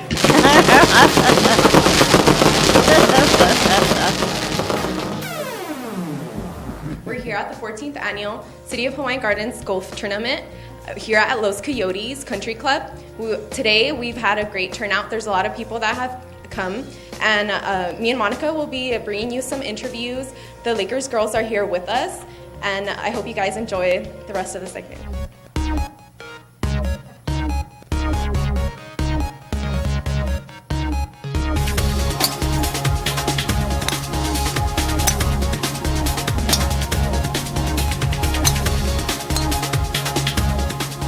Hi, I'm Ed Wilson, Vice Mayor of City of Signal Hill, and we're here also to support the sports program.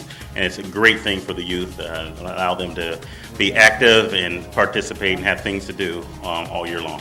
It's just great to be out here, and we're thankful to the councilmen and the city for putting on this tournament in honor of the legacy of our father. And he was very much committed to youth sports. Having 6 kids, he was involved in Little League and Bobby Sox and Pop Warner football, and so we're truly grateful for this golf tournament and what it means to the motto is our youth, our future, and so we're truly grateful for it. So thank you. Today's actually a great day. We've done a really good job in terms of getting everyone involved in this particular event. We have about 139 golfers, which is fabulous. So we're going to raise quite a bit of money. I want to thank everyone who came out here today to support our club. It will help us a lot in the long run. This tournament's going to help us I guess it'll get money for us in the long run to win championships and bring.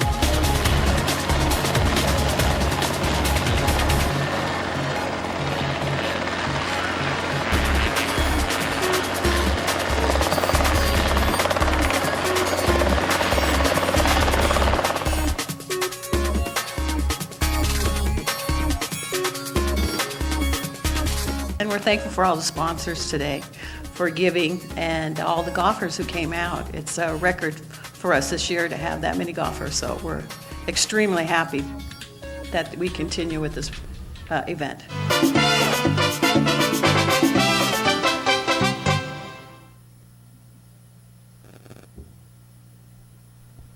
Yes, so Bashir wanted to give us a preview of what to look forward to on our cable programming channel. Thank you, Bashir. You always do a wonderful job, so we appreciate it. Just a reminder that Monday, the nominations open for the city's election from July 15th at 8 a.m. until August 9th at 5 p.m. We have office hours are from 8 to noon and 2 to 5 Monday through Thursday and Friday by appointment. Appointments will take about 30 to 45 minutes because we review the entire packet that we give you before signing off on everything. And to run for one of the seats, there'll be 3 seats open. You must be a registered voter and live in the city. We have received a letter from the County Board of Supervisors that they have honored our request to consolidate the general municipal election. And so we're glad about that. And if there's any questions, I can answer them.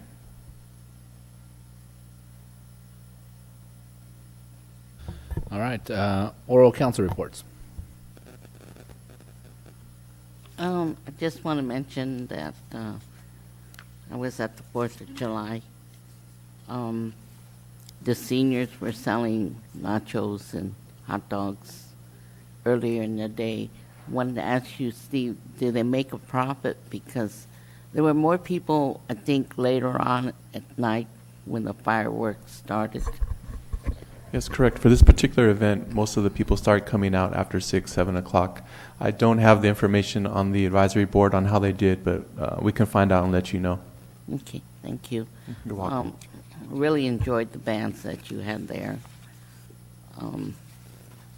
And I know that the little ones, the children, were on the jumpers and playing games, and it turned out to be a very nice day.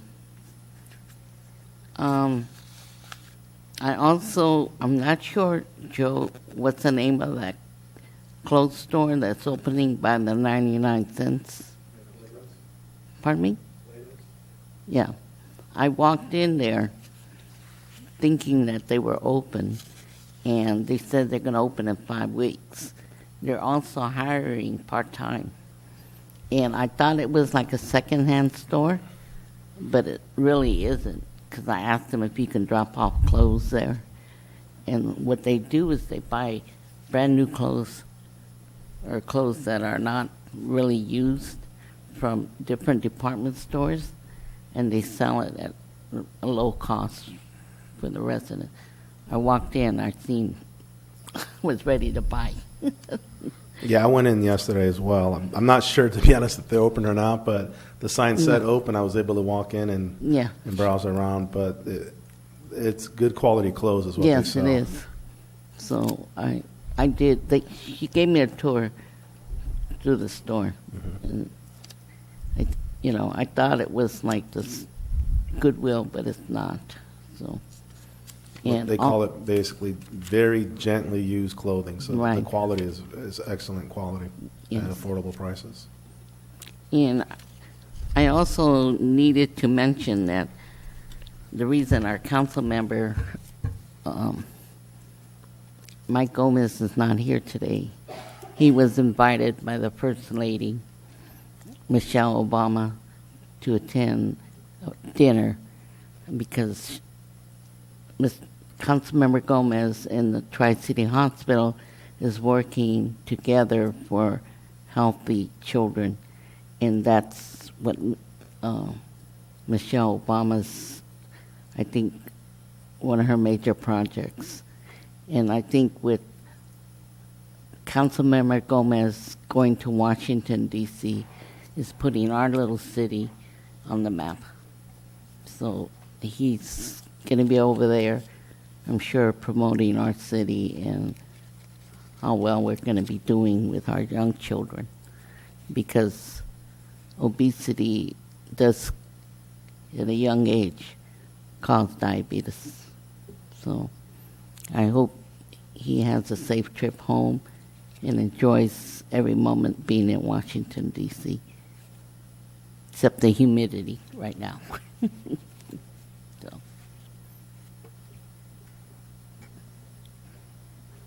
I also was able to attend the 4th of July celebration. It was a lot of fun, and fireworks show was great. And yeah, the 80s band was very good. I don't know about the other ones, but the 80s band was really good. So it was enjoyable. And our fireworks show seemed to go without a hitch, which was great.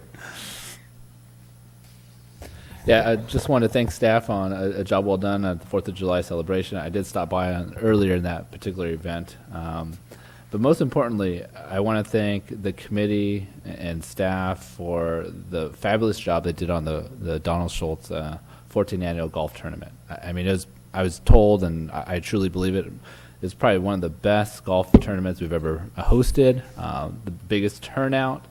I mean, the most money I think ever raised. I think donations alone, and our report today came close to $26,000. This is a fabulous event. We're hoping that people will come back and join us again next year. But the best part of it all is all the proceeds are going directly to our nonprofit organizations. So highly successful event, and thank everyone for their participation, their involvement, and welcome everyone to come back next year. So with that being said, I'll adjourn to our next regular city council meeting to be held on Tuesday, July 23rd, 2013 at 6 p.m. And we'll go on to our successor agency RDA meeting. Agenda organization. This time reserved for the agency board to discuss any changes in the order of agenda. Would anyone like to change the order of agenda at this particular time? Seeing none. Item A, public hearing, none. B, consent calendar. Items listed on consent calendar are considered routine and will be acted by one motion, one vote. There'll be no separate discussion of these items. Discussion is desired. The item may be removed from the consent calendar and be considered separately. Would anyone like to pull any of the items from the consent calendar at this time? Seeing none, I'll entertain a motion to approve in its entirety. Make a motion to approve it in its entirety. I'll second it. All those in favor? Aye. Aye. C, discussion items, none. D, new business, none. E, closed session, none. F, oral staff reports, oral agency reports. So we'll adjourn to our next regular successor agency RDA meeting to be held on Tuesday, July 23rd, 2013 at 6 p.m.